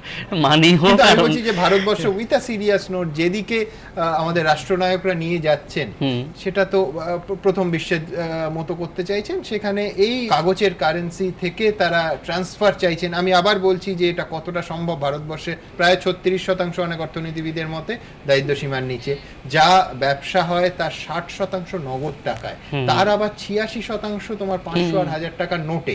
আমি বলছি এটা থেকে কেউ যদি ভাবেন যে মুহূর্তে প্লাস্টিক মানিতে, তাছাড়া মানে সাক্ষরতাও তো দরকার, ইকোনমিক অ্যাক্টিভিটিটা হবে, একদিনে সম্ভব না। কিন্তু আমি বলছি যে কোথাও তুমি ভাবছো না যে একটা কার্ড থাকলে একটু অন্তত কয়েকদিন বাজার বা ইত্যাদি দেখো, একটা কথা তো অস্বীকার করে লাভ নেই, আমাদের প্রত্যেকেরই অন্তত ডেবিট কার্ডটা থাকে। এখন ব্যাংকে একটা অ্যাকাউন্ট থাকলেই ব্যাংক একটা করে ডেবিট কার্ড দেয়। এবার সেই ডেবিট কার্ড চালিয়ে যা যা করা সম্ভব সেটা হয়তো আমরা করেছি, কিন্তু মানে মাছের বাজারে গিয়ে তো আমি কার্ড চালাতে পারছি না। হ্যাঁ, আমি তো মুরগিওয়ালার কাছে, সবজিওয়ালার কাছে কার্ড চালাতে পারছি না। তুমি বলতে পারো স্পেন্সার্স থেকে কিনলেই হয়, কিন্তু সবার কাছে তো সেই সুবিধে নেই। আর একটা জিনিস আমি বলবো যে পৃথিবীর সবচাইতে বড় খবর ছিল, যেটা আমি মজা করেই বলছি, যে একমাত্র মোদিই পেরেছেন ট্রাম্পকে খবরের টেক্কা দিতে।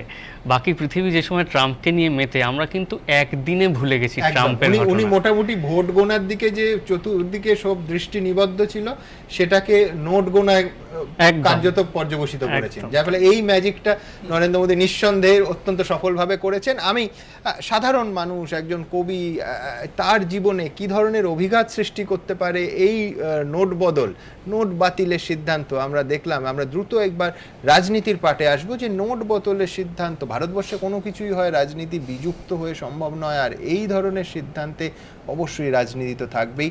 বিরোধী জোট তৈরির একটা আনুষ্ঠানিক প্রয়াস কিন্তু এই সিদ্ধান্ত ঘিরে তৈরি হয়ে গেছে। এই মুহূর্তে নয়াদিল্লি সরগরম। রাজ্যের মুখ্যমন্ত্রী মমতা বন্দ্যোপাধ্যায় দিল্লি পৌঁছেছেন, দেখুন। কখনো হয়নি যে দেশের মানুষকে টোটাল বিক্রি বানিয়ে দেওয়া হয়েছে। মঙ্গলবার কলকাতা ছাড়ার আগে এভাবেই মোদী সরকারের বিরুদ্ধে সুর চড়ান মমতা বন্দ্যোপাধ্যায়। এরই মধ্যে দিল্লিতে কংগ্রেসের নেতৃত্বে বৈঠকে বসে Trinamool, CPM, BSP, SP, JDU, RJD, DMK সহ 13টি বিরোধী দল। নোট বাতিল ইস্যুতে মোদী সরকারকে কোণঠাসা করতে ঐক্যবদ্ধ হলেও বুধবার রাষ্ট্রপতি ভবনে যাওয়া নিয়ে বিরোধীদের মধ্যে মতপার্থক্য রয়েছে। সূত্রের খবর, বুধবার মমতা বন্দ্যোপাধ্যায়ের নেতৃত্বে রাষ্ট্রপতির কাছে যেতে পারেন ওমর আব্দুল্লাহ। তাৎপর্যপূর্ণভাবে বিজেপির শরিক শিবসেনাও মমতার আহ্বানে সাড়া দিয়ে রাষ্ট্রপতির কাছে যেতে পারে। शिवसेना करेंगे, शिवसेना आएंगे, उन्होंने बात कहा है, उमर भी बोला है, उन्होंने भी आएंगे। अरविंद जी अभी हमारा घर में आ रहा है, हम उसका साथ भी बात कर लेंगे। ये बात सही है कि ममता जी की तरफ से उद्धव ठाकरे जी के साथ बातचीत हो रही है, चल रही है। जहां भी जाकर जनता की त्रासदी अगर कम हो सकती है, शिवसेना वहां जाने के लिए तैयार है। তবে সূত্রের খবর, সংসদে জোট বেঁধে মোদী সরকারকে কোণঠাসা করতে রাজি হলেও বুধবার মমতার সঙ্গে রাষ্ট্রপতি ভবনে যাচ্ছে না কংগ্রেস ও CPM. Mamata Banerjee and all of them are proposing. Which much? To the president. There's nothing proposed here. 100-তে 200 নেই, কারণ এই ভাবনার সঙ্গে আমাদের কোনো সম্পর্ক নেই, এটা তার ভাবনা, আমরা নিশ্চয়ই সহযোগী হতে পারি না। নোট বাতিল ইস্যুতে মোদীর বিরোধিতায় মমতা বন্দ্যোপাধ্যায়ের নেতৃত্বে রাষ্ট্রপতির কাছে গেলে যাবতীয় লাইমলাইট তাঁর দিকে চলে যাবে, এমনটা আজ করেই কি কংগ্রেস সে পথে হাঁটল না? তাই কি তারা একই ইস্যুতে পরে অন্য সহযোগীদের সঙ্গে রাষ্ট্রপতি ভবনে যাবে? এমন প্রশ্ন ঘোরাফেরা করছে রাজনৈতিক মহলে। এদিকে বুধবার থেকে শুরু হতে চলা সংসদের শীতকালীন অধিবেশনের আগে এদিন সর্বদলীয় বৈঠকও হয়। সূত্রের খবর, সরকার জানিয়েছে তারা যে কোনো ধরনের আলোচনায় প্রস্তুত। If any party or any person finds any problem, they can seek an appointment with the Honorable Finance Minister, or they can meet the Prime Minister also in a delegation. বিরোধীদের পাশাপাশি মোদী সরকারের অস্বস্তি বাড়িয়ে সরব হয়েছেন বিজেপি সাংসদ सुब्रमण्यम स्वामीও। वित्त मंत्रालय ने उसको एक योजना बना के तैयार रखनी चाहिए कि ऐसा होगा तो फिर कैसे विकेंद्रीकरण करके हम जैसे कर्मचारी हैं किसी दफ्तर के, तो वहाँ उस दफ्तर में पहले से व्यवस्था होनी चाहिए। काम को बांटना चाहिए था, बट वो हुआ नहीं। এদিকে দুদিন আগেই 4000 টাকার নোট বদলাতে লাইনে দাঁড়িয়েছিলেন রাহুল গান্ধী। নাম না করে এ বিষয়ে খোঁচা দিয়েছিলেন মোদী। और आपने देखा कैसे कैसे लोग 2G स्कैम, कोयला स्कैम, आज 4000 रुपया बदलने के लिए लाइन में खड़े रहना पड़ता है जी। আর এদিন টাকা বদলাতে ব্যাংকে যান মোদীর মা। জানিয়ে কটাক্ষের সুরে অরবিন্দ কেজরিওয়ালের বক্তব্য, মোদীজি, রাজনীতির জন্য মাকে লাইনে দাঁড় করানো ঠিক নয়। অন্যদিকে নোট বাতিল কাণ্ডে মঙ্গলবার সরকারের হলফনামা তলব করেছে সুপ্রিম কোর্ট। 500 ও 1000 টাকার নোট বাতিলের ফলে সাধারণ মানুষের ভোগান্তির কথা জানিয়ে সর্বোচ্চ আদালতে একটি জনস্বার্থ মামলা দায়ের হয়। তারই প্রেক্ষিতে সুপ্রিম কোর্ট হলফনামা তলব করে জানতে চেয়েছে জনসাধারণের অসুবিধা দূর করতে কি ধরনের পদক্ষেপ নিয়েছে কেন্দ্র। যদিও নোট বাতিলের সিদ্ধান্তের ওপর স্থগিতাদেশ জারি করতে রাজি হয়নি সর্বোচ্চ আদালত। এবিপি আনন্দ। নিঃসন্দেহে একটা সিদ্ধান্ত শ্রমিক বিরোধীদের কিন্তু সবাই একসঙ্গে রাষ্ট্রপতির কাছে যাচ্ছেন কি না যাচ্ছেন সেটা অন্য প্রশ্ন, কিন্তু একটা ছাতার তলায় এনে দিল, এমন কি তোমাদের শরিক শিবসেনাকেও। যে কোনো রাজনৈতিক দলের তো নির্দিষ্ট অবস্থান থাকবেই। এখন আমরা যে রাজনীতি দেখতে পাই সেটা বিরোধিতার জন্য বিরোধিতা করে। একটা জোট করেছো তোমরা এনডিএ, সেখানে তাদের একজন শরিক মমতা বন্দ্যোপাধ্যায় যেতেই পারে। এর অতীতেও অনেক বিজেপির অনেক সিদ্ধান্তের, অনেক সরকারি সিদ্ধান্তের শিবসেনা বিরোধিতা করেছে। এরকম নয় যে প্রথম শিবসেনা বিজেপির বিরোধিতা করছে। এটা স্বতন্ত্র রাজনৈতিক দুর্বল হবে তো, তোমাদের জোট দুর্বল হবে না সম্পূর্ণ বিরোধীদের সঙ্গে রাষ্ট্রপতি ভবন। আমি বুঝতে পারছি না কারা জনগণের জন্য আজকে চোখের জল ফেলছেন। শুধু একমাত্র পশ্চিমবঙ্গের চিট ফান্ডকে কেন্দ্র করে সরকারি হিসেবে 138 জন আত্মহত্যা করেছে। যে 42 ডিগ্রি টেম্পারেচারে মানুষ যখন রোদে পুড়ছে কলকাতায়, তখন একজন গৃহ পরিচারিকা সর্বশান্ত হয়ে তিনি গায়ে আগুন লাগিয়েছেন। তার বাড়িতে কোন তৃণমূল কংগ্রেসের নেতারা গেছে? সেই মানুষগুলো রাস্তায় যখন মিছিল করেছে দিনের পর দিন, তাদের পাশে কোন তৃণমূলের নেতা নেত্রী দাঁড়িয়েছেন? যারা একটা রোজগারের জীবিকার উপায় হিসেবে যারা এজেন্ট হয়েছিলেন, যারা ঘর ছাড়া, যে স্বামী দীর্ঘদিন তার স্ত্রীর কাছে ফিরতে পারেননি কারণ পাওনাদারদের দাবিতে, আজকে তারা তার পাশে কে দাঁড়িয়েছেন?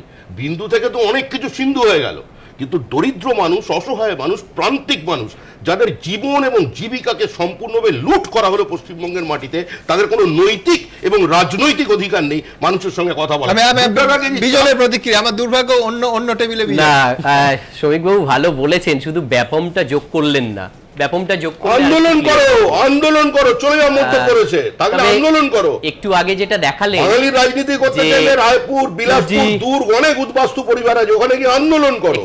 গণতন্ত্রের জন্য আন্দোলন আছে, রাস্তা আছে, মাঠ ময়দান খোলা আছে। মোদি বলেছেন যে 2G স্পেকট্রাম কেলেঙ্কারি যারা করেছেন তারা নাকি লাইনে।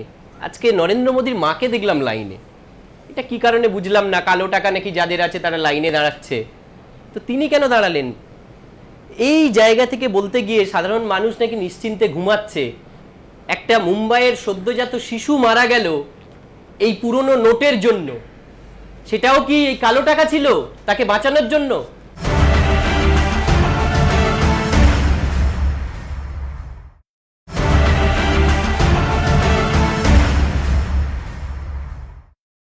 কুলতলিতে একজন কৃষক দুবার ব্যাংকের লাইনে গিয়ে টাকা ভাঙাতে পারেনি বলে আত্মহত্যার চেষ্টা করলেন, তার কাছেও কি কালো টাকা ছিল? আর যে 37 জন আত্মহত্যা করলো কুলতলির আশেপাশে, তাদের বাড়িতে যাও একটু, সেটা নিয়ে তো নরেন্দ্র মোদীর তত্ত্বাবধানে সিবিআই, ইডি যা আছে সব আপনাদের সরকার চালনা করছে। কি করতে পারলেন? কি চালনা করছে? যেই মমতা বন্দ্যোপাধ্যায় মুখ খুললেন তখন মনে পড়ে গেল সুদীপ বন্দ্যোপাধ্যায়, শতাব্দী রায়, তাদেরকে একটা করে ওই চিঠি পাঠিয়ে দেওয়ার কথা। কে চিঠি পাঠায়? এতদিন পর মনে পড়লো?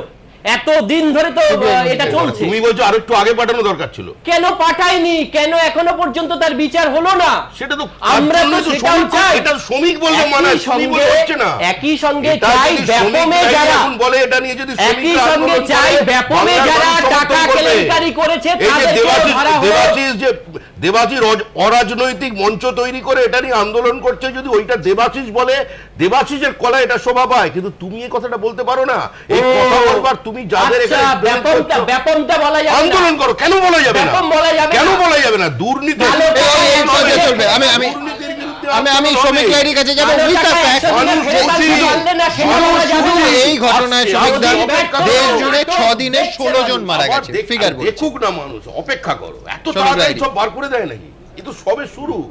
সরকার একটা খুব লফটি আইডিয়া থেকে নেমেছে। আমাদের দেশে সব মিলে 127 লক্ষ কোটি টাকা তো আমাদের জিডিপি। এবার ওদের হিসেবটা হচ্ছে 35 লক্ষ কোটি টাকা কালো টাকায় আছে। আচ্ছা, এইবার 500 টাকা আর 1000 টাকা মধ্য দিয়ে কালো টাকা উদ্ধার করবার প্রয়াস, এটা খুব ভালো কথা। 500 টাকা এবং 1000 টাকা যা বাজারে ঘুরছে সংখ্যা হচ্ছে 2300 কোটি নোট। তার মানে হচ্ছে প্রায় 17 লক্ষ কোটি টাকার কাছাকাছি। তাহলে এর 4%, এই 1/4 ভাগ মানে কত টাকা হচ্ছে? 4,13,000। ঠিক। তাহলে এই 4,13,000 এটা হচ্ছে মোট কালো টাকার 11% মতো রাফলি, পড়ে রইল 89%। এবার এই যে 89%, তার থেকে দৃষ্টি ঘোরানোর জন্য কি এটা? তার কারণ, এই প্রশ্নগুলো কতগুলো নির্দিষ্ট কারণে উঠছে। যেমন ধরুন, আজকে গোটা দেশের লোক ত্রস্ত। সরকারের কিন্তু একমাত্র একটাই সিদ্ধান্ত থাকে, যে সিদ্ধান্তে তার দেশের এমন কোনো নাগরিক নেই, এমনকি বিদেশের নাগরিকের ছোট্ট একটা অংশ হলেও তারা প্রভাবিত হন না। বহু সরকারি সিদ্ধান্ত আছে, আপনাকে চবে না, আমাকে চবে না, একমাত্র কারেন্সি সংক্রান্ত। একটা শ্রেণীর কিছু মানুষের সমর্থন কালো টাকা উদ্ধারে। এই যে এত মানুষ ধৈর্য ধরে লাইন দিচ্ছে, আমারই এটা সুদিনের আশায়। আমারই তো কালো টাকা সমর্থনের জন্য আমাদের চাইতে কনসিস্টেন্ট লড়াই তো কেউ করেনি, কিন্তু আমাদের 3-4টা প্রশ্ন থেকে যাচ্ছে। কাকে আড়াল করার চেষ্টা হচ্ছে? আপনি টার্গেট করছেন কত টাকা তোলবার? আপাতত ওরা স্টেটমেন্ট করেছে প্রথম দফায় ওরা 5,45,000 কোটি টাকা আপাতত ওরা তুলবে। এই যে টাকাটা তুলবে, আপনি দেখুন ব্যাংকের এনপিএ হয়ে পড়ে রয়েছে 5,10,000 কোটি টাকার কিছু বেশি। এবং আমি আপনাকে এখনই তালিকা ধরে পড়ে দিচ্ছি কোন কোন কর্পোরেট এবং তারা প্রধানমন্ত্রীর পাশের সিটে বসে বিদেশে যাচ্ছে, ব্যাংকের থেকে টাকা ধার নিয়েছে, সেই টাকা ফেরত দেয়নি, তাদের কোমরে দড়ি পড়বে না। আর আমাকে একজন ক্ষেত মজুরকে 6 ঘন্টা লাইনে দাঁড়িয়ে টাকা তুলতে হবে, স্যাক্রিফাইস আমাদের, আর ওরা প্রধানমন্ত্রীর পাশে বসে ঘুরবে। বিদেশে টাকা যে 35 লক্ষ কোটি টাকা জমা আছে, প্রধানমন্ত্রী নিজে বক্তৃতা করে বলছেন সেই টাকাতে হাত দেওয়া হবে না। আর ক্ষেত মজুরকে, সাধারণ মানুষকে রাস্তায় দাঁড় করিয়ে, রোদে পুড়িয়ে, কোমর টনটন করিয়ে স্যাক্রিফাইস শুধু তাদের, স্যাক্রিফাইস ওই ধনীদেরকে ধরবে না। আমার প্রশ্নটা হচ্ছে কালো টাকা উদ্ধারের প্রশ্নে সব কিছু করুন, 2-3টে, এর আগেও আপনাদের আলোচনা হচ্ছিল, আমি পুনরাবৃত্তিতে যাচ্ছি না, এর অনেক প্রিকশনস নিয়ে কাজ করা যায় যদি সত্যি সত্যি কালো টাকা উদ্ধার আমার কথা হয়। কিন্তু এটা তা উদ্দেশ্য ছিল না। কেন তড়িঘড়ি করতে হলো? সামনে ইউপি ইলেকশন, বলছে সার্জিক্যাল স্ট্রাইক। আচ্ছা সার্জিক্যাল ইউপি ইলেকশনে কি সুবিধা হবে? আমি সেটাই তো বলছি, সেটাই ব্যাখ্যা করতে গেলাম। বলছে কি না, আমি এবার কালো টাকায় সার্জিক্যাল স্ট্রাইক। সার্জিক্যাল স্ট্রাইক মানে কি আমরা জানি, সোজা চলে যাও, টার্গেটে আঘাত করো। এখানে টার্গেট বাদ দিয়ে সবাইকে আঘাত করছে। সার্জিক্যাল স্ট্রাইকটা শ্রমিক প্রধানমন্ত্রীর বক্তব্য নয়, সার্জিক্যাল স্ট্রাইক মিডিয়া বলছে, রাজনৈতিক দল বলছে। বলেনি সার্জিক্যাল স্ট্রাইক কথাটার মানে কি? সার্জিক্যাল স্ট্রাইক কথাটা মানে যাবো, টার্গেটে হিট করব, চলে আসবো। এখানে টার্গেটটা বাদ দিয়ে সবাই হিট হচ্ছে, দেখবেন না। আমি বলছি ব্ল্যাক মানি, আমি আপনাকে স্পেসিফিক্যালি বলে দিচ্ছি, আমি বলছি ইউপি ইলেকশনে কি সুবিধা হবে? সরকার, ব্যাংক, এদের প্রত্যেকের নেক্সাসে কোটি কোটি কালো টাকা সাদা হচ্ছে। ব্যাংকের সামনে লোক লাইনে দাঁড়াচ্ছে, ব্যাংক থেকে টাকা বেরিয়ে যাচ্ছে। আজকের তারিখ পর্যন্ত একটা তদন্ত করে দেখা হলো না যে ব্যাংকে আমি যে টাকা পাঠাচ্ছি সব টাকা মানুষের কাছে ডিসবার্স করা হচ্ছে না বেআইনি ভাবে অন্যের ফটোকপি সেইখানে টাকা পাঠানো হচ্ছে কোটি কোটি টাকা। এবং আপনাকে বলে দিচ্ছি, মাত্র এই গোটাটার থেকে সরকারি এস্টিমেটে যেখানে আপনি 10 ভাগেরও কম তুলতে পারবেন, গোটা দেশকে ত্রস্ত করে দিন। আর সবচেয়ে বড় বিপদ কোথায় জানেন? আমার দেশে 35,000 কোটি টাকা প্রতিদিন বাজারে ঘোরে। এই যে 35,000 কোটি টাকা স্টলড ফর 50 ডেজ, স্যাক্রিফাইসটা বুঝছেন? এর আঘাতটা গিয়ে পড়বে শিল্পে, এর আঘাতটা গিয়ে পড়বে বাণিজ্যে, তছনছ হয়ে যাবে গোটা দেশটা। যাবো তার কাছে, কিন্তু জাল টাকা কিভাবে দেশের মধ্যে ছড়ায় দেখুন। জাল নোটের রমরমা রুখতে 500 ও 1000-এর নোট বাতিল। सीमा पार के हमारे शत्रु जाली नोटों के जरिए, नकली नोटों के जरिए अपना धंधा भारत में चलाते हैं। জাল নোট সংক্রান্ত একাধিক মামলার তদন্ত করছে জাতীয় তদন্তকারী সংস্থা এনআইএ। সূত্রের খবর, তারা ফরেনসিক পরীক্ষা করে দেখেছে 500 ও 1000 টাকার জাল নোট এখন এমনভাবে তৈরি হচ্ছে যে কোনটা আসল আর কোনটা জাল তা বোঝাই দেয়। রিজার্ভ ব্যাংকের দেখানো পথে এতদিন জাল নোট চেনা যেত তার কাগজের মান, নোটে লেখা টাকার অঙ্কের রং, গান্ধীজির ছবির ওয়াটারমার্ক, ছোট আকারে লেখা আরবিআই, সিকিউরিটি থ্রেড এবং এই ডট দিয়ে, যা হাতে ছুঁয়ে অনুভব করা যায়। কিন্তু এনআইএ সূত্রে খবর, এখন জাল নোট তৈরি হচ্ছে উন্নত মানের আধুনিক যন্ত্রের মাধ্যমে। কাগজ আমদানি করা হচ্ছে বিদেশ থেকে। আগে হাতে তৈরি ছাঁচের মাধ্যমে সিকিউরিটি কোড জাল নোটে বসানো হতো, কিন্তু এখন সবই হচ্ছে আধুনিক প্রযুক্তি ও যন্ত্রের মাধ্যমে। এতে যা খরচ ও পরিকাঠামো দরকার তা শুধুমাত্র একটা দেশের পক্ষেই সম্ভব, কোনো ব্যক্তি বা প্রতিষ্ঠানের পক্ষে সম্ভব নয় বলে মত গোয়েন্দাদের একাংশের। কারেন্সিটা যখন রিকভারি হলো, তখন আমরা যখন এগুলো ল্যাবে পাঠাচ্ছি, তখন ওরা আমাদেরকে বলছে যে এই কারেন্সি নোটটা হাই কোয়ালিটি এবং এই নোটটা বাজারে যে কেউ অ্যাকসেপ্ট করতেই পারে, যে কারণে সার্কুলেশনটা লোয়ার ক্লাস দিয়ে চলে যাচ্ছে, হচ্ছে পাকিস্তানে ভেরি হাই কোয়ালিটি। প্রধানমন্ত্রী জানিয়েছেন, নোট বাতিলের সিদ্ধান্তে ধাক্কা খাবে জঙ্গি ও মাওবাদীরা। नक्सलवाद के खिलाफ लड़ाई लड़ने के लिए, उग्रवाद के खिलाफ लड़ने के लिए ये जाली नोटों का खात्मा होना चाहिए कि नहीं होना चाहिए? जब से 500 और 1000 नोटों पर हमला बोल दिया है, ये परेशान है। বিশেষজ্ঞদের একাংশও এর সঙ্গে একমত।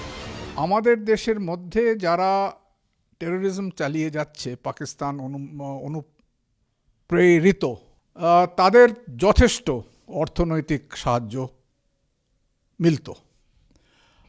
সেখানে কিন্তু একটা ধাক্কা, কুঠারাঘাত কিছু একটা বলে হয়েছে, ডিমনিটাইজ করায় 1500, যার ফলে এখন ওদের একরকম মাইনে দিতে পারছে না। জাল নোট ধরতে গত কয়েক মাস ধরেই সীমান্তে ব্যাপক কড়াকড়ি। সূত্রের খবর, গত 10 মাসে পূর্বাঞ্চলীয় সীমান্ত এলাকায় 1,35,00,000 টাকার জাল নোট ধরেছে বিএসএফ। এ রাজ্যের পুলিশ গত 1 বছরে ধরেছে প্রায় 1,25,00,000 টাকার জাল নোট। বিভিন্ন ব্যাংকে জাল নোট জমা পড়েছে। রিজার্ভ ব্যাংকের 2015-16 সালের বার্ষিক রিপোর্ট বলছে ব্যাংকে জমা নোটের মধ্যে 6,32,926টি জাল নোট শনাক্ত হয়েছে। এর মধ্যে 2,61,695টি 500 টাকার জাল নোট এবং 1,43,000টি 1,000 টাকার জাল নোট। 2014-15 আর্থিক বছরের তুলনায় 1,000-এর জাল নোটের সংখ্যা বৃদ্ধি পেয়েছে। অনেকে দাবি করছেন জাল নোটের এই রমরমা রুখতে মোদী সরকার কড়া দাওয়াই দিয়েছেন, কিন্তু বাজারে যে নতুন 500, 2000 বা 1000 টাকার নোট আসছে সেগুলি আবার নকল হবে না তো? মনে রাখা দরকার যে এইটাকে রিপেয়ার করতে পাকিস্তানের তরফ থেকে কিন্তু কাজ শুরু হয়ে গেছে। আবার কি করে জাল এই নোটগুলো পেয়ে সেইগুলো ডিজাইন কি করে জাল করা হবে। এর আগে 1978 সালেও জাল নোটের রমরমা রুখতে 1000, 5000 ও 10,000 টাকার নোট বাতিল করেছিল মোরারজি দেশাইয়ের সরকার, কিন্তু তাতে জাল নোট রোখা যায়নি। এবার কি হবে? উত্তরের অপেক্ষায় দেশবাসী। রাজর্ষি দত্তগুপ্ত ও ময়ূখ ঠাকুর চক্রবর্তী, এবিপি আনন্দ। আমি সুমনবাবুর কাছে যাব। সুমনবাবু, এক সাধারণ মানুষের প্রেক্ষিতে যদি আমি জানতে চাই আপনার কাছে, যে অর্থনীতি স্তব্ধ হয়ে যাবে, ছোট ব্যবসাদারের ওপর ধাক্কা আসবে, এইগুলো কি মিথ, নাকি ইন দ্য লং রান 6 মাস পরে আসলে অর্থনীতিটা জোরদার হবে? এখনো পর্যন্ত ফিগার যা বলছে 3 লক্ষ কোটি টাকা ব্যাংকে জমা পড়েছে এই 1 সপ্তাহে। অনেক রকমভাবে এটা দেখতে হবে। প্রথমত যে প্রশ্নটা তুললে সেটা অ্যাবসলিউটলি রাইট, যে এখন কিন্তু একটা আর্থিক মন্দার দিকে আমরা যাব, কারণ 85% যে কারেন্সিটা সার্কুলেট করছিল সেটা যদি চলে যায়, আমি আগেও বলেছি বেলুন চুপসে যাওয়ার মতো, সেটা সেই ঊর্ধ্বে বর্তমান থাকতে পারে এবং গোটা দেশে 60% ব্যবসা শুধু নগদে চলে। হ্যাঁ, কিন্তু ঠিক সেইখানেই আঘাতটা আনা উচিত এবং সেটা এসেছে। আমি খুব খুশি এই কারণেই যে আমরা দেখছিলাম এখানে জাল নোট 1 কোটি টাকা, 2 কোটি টাকা, কিন্তু তার প্রভাব মাল্টিপ্লায়ার এফেক্টে, কারণ আমাদের এইখানে যদি consumer marginal propensity to consume 0.9 ধরিয়ে এইগুলো কিন্তু 10 থেকে 15 কোটি টাকার আঘাত নিয়ে আসছে। এই টাকাই তো বারবার এর হাত ঘুরে ওর ঘাট ভেলোসিটি খুব বেড়ে যাবে। সুতরাং এইটা একদিক দিয়ে ইনফ্লেশন কন্ট্রোল করবে, যেটা আমরা দেখতে পাচ্ছি অরড় ডালের দাম অলরেডি 80 টাকা হয়ে গেছে, এবং আমরা যেটা দেখতে পাচ্ছি না, দাম কমছে কিন্তু বাজারটা দেখাচ্ছে, কিন্তু আমরা দেখতে পাচ্ছি না যে মিউনিসিপাল কর্পোরেশন কত টাকা তুলেছে, আমরা দেখতে পাচ্ছি না যে বিজলির জায়গায় কত টাকা উঠেছে। আমরা এইগুলো কিন্তু বড় বড় সংস্থা যার থ্রু দিয়ে অনেক বেশি টাকা আদান প্রদান করবে, এবং টাকাটা যদি সাধারণ মানুষের কাছে যায় তারা পরবর্তীকালে গিয়ে সেটাই খরচ করবে বাজারে। সুতরাং আমরা যদি 6 মাসের পরে এই চিন্তাধারাটা দেখি, অর্থ ব্যবস্থায় বড় রকমের প্রভাব আসবে এবং ভালো রকম প্রভাব আসবে, সে তার এফেক্ট গিয়ে পৌঁছবে কিন্তু 1.5 বছর পরে। সুতরাং আমরা ধরেই নিচ্ছি প্রথম দিকের ব্যাটসম্যানরা একটু ঠুকে খেলে তবে একটা বড় ইনিংস হয়। তাহলে প্রধানমন্ত্রী এই যে ডেডলাইন দিচ্ছেন 50 দিনের, 50 দিন পর 50 দিনের ব্যাপারটা একেবারে অন্য। এটা কি শুধু পরিষেবা সেন্ট্রিক, শুধু সার্ভিস সেন্ট্রিক? অন্য কথা বলছি, এই পদ্ধতি কিন্তু ব্ল্যাক মানি ধরার জন্য নয়। আমি অনেকখানি ভাবছি ভুল। আপনি বলছেন ব্যাংকিং সেক্টরের মধ্যে আমার রেগুলেশনটা নিয়ে এই যে ব্ল্যাক মানি মানে কি, এটা কোন অবৈধ কাউন্টারফিট তো নয়, যে এটা বৈধ টাকা সেটা বাজারে খুলছে, তার উপর নিয়ন্ত্রণ নেই। এটা নিয়ন্ত্রণ আনতে গেলে যত কষ্ট করেই হোক না কেন, আমার মারফতে বা আমি কাজের লোককে দাঁড় করিয়ে রেখে সেটা মারফতে দিই, ওটা যাচ্ছে কিন্তু ব্যাংকে। যেই ব্যাংকে আসবে তার যেটা এনপিএ ছিল, যেটা একটা বিরাট ব্যাংকের উপর একটা প্রভাব ছিল, সেটা এখন অনেক রকমের টাকাতে সেটা এসে যাবে। এখন আমরা সস্তায় ধার পাবো।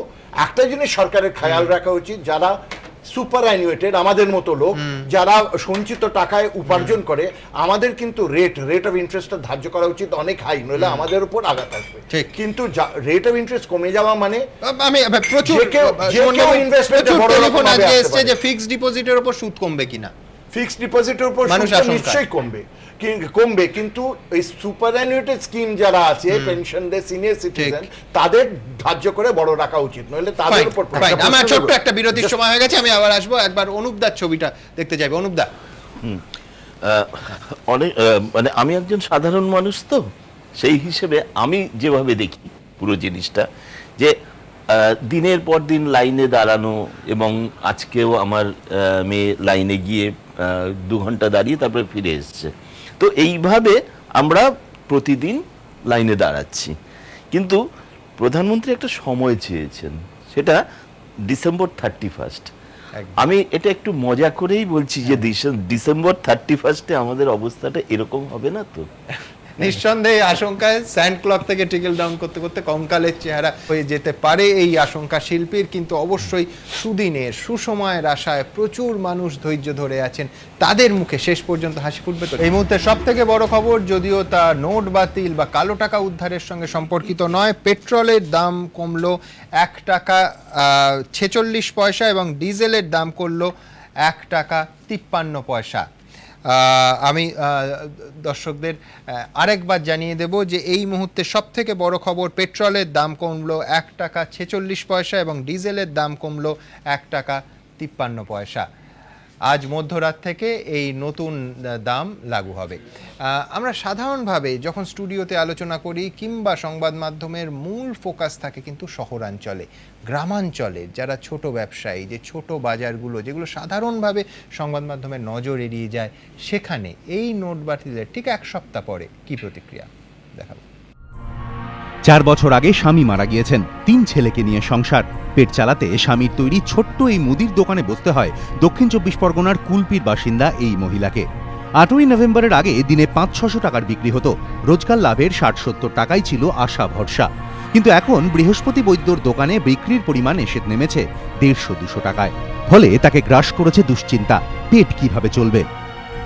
500 টাকা চলছে না, 1000 টাকা নোট চলছে না, এবার সেখানে আমরা খুচরো দিতে পারছি না, বেচাকেনা কমে গেছে। আমি এখনো দোকানে মাল তুলতে পারছি না, বেচাকেনা হচ্ছে না, দোকান বন্ধ করে বসে আছি। খরিদ্দার খুচরো দিতে পারবে না, সে খুচরো ভাঙাতে না পারলে দেবে, ব্যাংকে নিচ্ছে না, জমা নিচ্ছে না, লাইন দিয়ে ফিরে আসতেছে, সে খুচরো চালাতে পারছে না, তা আমাদেরও দিতে পারছে না, বাজার করা বন্ধ। তাদেরও খাওয়া কমে যাচ্ছে, আমাদেরও অসুবিধা হচ্ছে, আমাদেরও সংসার চালানো অসুবিধা হয়ে যাচ্ছে। 9 বছরের পুরনো ছোট্ট এই কাপড়ের দোকানের বিক্রির দিকে তাকিয়ে থাকে ডায়মন্ড হারবারের দিব্যেন্দু হালদারের পরিবার। কিন্তু বাজার এখন এতটাই মন্দা যে ক্রেতার অভাবে দোকানে বসে বসেই তার দিন কেটে যাচ্ছে। পসরা সাজানো, কিন্তু বিক্রি নেই। আগে প্রতিদিন 5-7 হাজার টাকার মতন বেচাকেনা হতো, এখন 2-2.5 হাজার টাকা বেচাকেনা হচ্ছে। খরিদ্দার আসছে, 500 টাকার নোট 1000 টাকার নোট দিচ্ছে, খুঁজে দিতে পারছি না, তার জন্য খরিদ্দার ফিরে যাচ্ছে। দোকানদাররা সব একা সব বসে বসে গল্পগাল করছি, এছাড়া উপায় নেই। তবে মোদিজি যেটা নিয়েছে এই পদক্ষেপ, খুব বেটার পদক্ষেপ নিয়েছে। এর জন্য আমরা একটু হয়তো কষ্ট হচ্ছে, কিন্তু আমরা মেনে নিচ্ছি এটাকে। সাধারণ মানুষের পাশাপাশি ছোট ব্যবসায়ীদের অভিযোগ, 500-1000-এর নোট বাতিলের পর পরিস্থিতি আরো ঘোরালো করেছে কম অঙ্কের নোটের আকাল। সেই সমস্যা দূর করতে মঙ্গলবার সরাসরি ধর্মীয় স্থানগুলির সাহায্য চেয়েছে কেন্দ্র। We are also encouraging the places of religious worship which receive cash donations from devotees immediately deposit these notes of smaller denominations with the local bank branches. Larger number of smaller denomination notes comes into the banking system and it can be dispensed to the various customers. Note সংকটের জেরে বাজারগুলিতেও এখন কার্যত মাছি তাড়াচ্ছেন বিক্রেতারা। কোমরের জোর থাকায় বড় ব্যবসায়ীরা ধাক্কা কিছুটা সামলাতে পারলেও বেসামাল দিব্যেন্দু ও বৃহস্পতির মতো খুচরো ব্যবসায়ীরা। তবে আশা একটাই, এই দুঃসময় কাটবে তাড়াতাড়ি। প্রকাশ সিনহা, এবিপি আনন্দ। দেবাশিস দা, যখন এই ধরনের মুদ্রা নোট বাতিল হয়, এর আগে জনতা সরকার যখন 78 সালে সিদ্ধান্ত নিয়েছিল, বিতর্ক কোনো নতুন কথা নয়, বিতর্ক হয়। আমি দেখছিলাম যে তৎকালীন রিজার্ভ ব্যাংক অফ ইন্ডিয়ার তৎকালীন গভর্নর আইজি প্যাটেল নিজে এই পদক্ষেপের বিরোধিতা করেছিলেন। কিন্তু আমি বলছি সেটা হয়েছিল 1000, 5000, 10000। 78 সালে এটা এত বেশি মূল্য ছিল, সেখানে সাধারণ মানুষের ওপর কোনো মানে আঁচ পড়েনি। তো এই ক্ষেত্রে এই বিতর্কে সাধারণ মানুষ, আমি দেখালাম অনেকে কিন্তু হাসি মুখে, কষ্ট হচ্ছে, হাসি মুখে সহ্য করছেন যে কিছু একটা নতুন হবে। শেষ পর্যন্ত যারা তথাকথিত কোট আনকোট কালো টাকার কারবারি, তাদের গায়ে আদৌ আঁচ পড়বে নাকি যাবতীয় আঁচ ওই লাইনে দাঁড়ানো লোকগুলোর ওপরই পড়বে? এটা তো সত্যি একটা অভূতপূর্ব পরিস্থিতি, যেখানে রাষ্ট্র দেশের মানুষের বিরুদ্ধে যুদ্ধ ঘোষণা করেছে। যুদ্ধ বলবেন? একদম তাই। কেন যুদ্ধ, এটা আমার বলার অপেক্ষা থাকছে না। তুমি একটা মানুষকে এই মুহূর্তে দেশে খুঁজে পাবে না যে মানুষ স্বস্তির মধ্যে রয়েছে। যুদ্ধে কথা একেবারে একটা অংশের মানুষ কিন্তু সমর্থন করছে এই ভেবে যে একটা বৈপ্লবিক সিদ্ধান্ত শেষ পর্যন্ত ভালো হবে। আমি এই ভাবনার কথাটা 9 তারিখ থেকে ধারাবাহিকভাবে বলে যাচ্ছি, এবং আজকে অর্থ সচিব এইমাত্র যে কথাটা বললেন করবোরেট করছে যে হ্যাঁ, ওই ভাবনাটা এবং কথাটা সঠিক। কি প্রথম কথা বলছি যে বেহিসেবি সিদ্ধান্ত, রাষ্ট্র যুদ্ধ ঘোষণা করেছে, বেহিসেবি সিদ্ধান্ত। বেহিসেবি সিদ্ধান্ত কে কনফার্ম করছেন? আজকে এই মুহূর্তে অর্থ সচিব প্রেস মিটে ওই বেহিসেবি সিদ্ধান্তটাকে কনফার্ম করলেন। মন্দির ঘুরছেন, মঠ ঘুরছেন খুচরোর জন্য, অর্থাৎ তার এই সিদ্ধান্ত উপযুক্ত সিদ্ধান্ত হতেই পারত। কালো টাকা উদ্ধার, কালো টাকাকে হত্যা করা, অকেজো করা, এটা নিয়ে তো কোনো বিতর্ক আপনি বলছেন নেই। সম্পূর্ণ কিন্তু- প্রস্তুতি কিন্তু ছাড়া। একেবারে এই যে প্রস্তুতি নিয়ে এই সিদ্ধান্ত নেওয়া যায়, রাষ্ট্রের সেই প্রথম কথা হচ্ছে এটা ডোমেইন ক্রস করেছে, এটা রিজার্ভ ব্যাংক অফ ইন্ডিয়ার বিষয়। কোনোদিন দেখা যাচ্ছে রিজার্ভ ব্যাংক অফ ইন্ডিয়ার গভর্নরকে, ডেপুটি গভর্নরকে পাশে বসিয়ে রেখে সমস্ত কন্ডাকরখানা চলছে, মনিটারি পলিসির বিষয়, কিন্তু ফিসকাল যারা লিডার্স, ফিসকাল পলিসি ম্যানেজার, তারা মনিটারি পলিসির ডোমেইনে ইন্টারভেন করছে। এটা কখন হয় জানো? যখন সাংঘাতিকভাবে একটা ঔদ্ধত্য কোথাও কাজ করে, এটা তার একটা রিফ্লেকশন।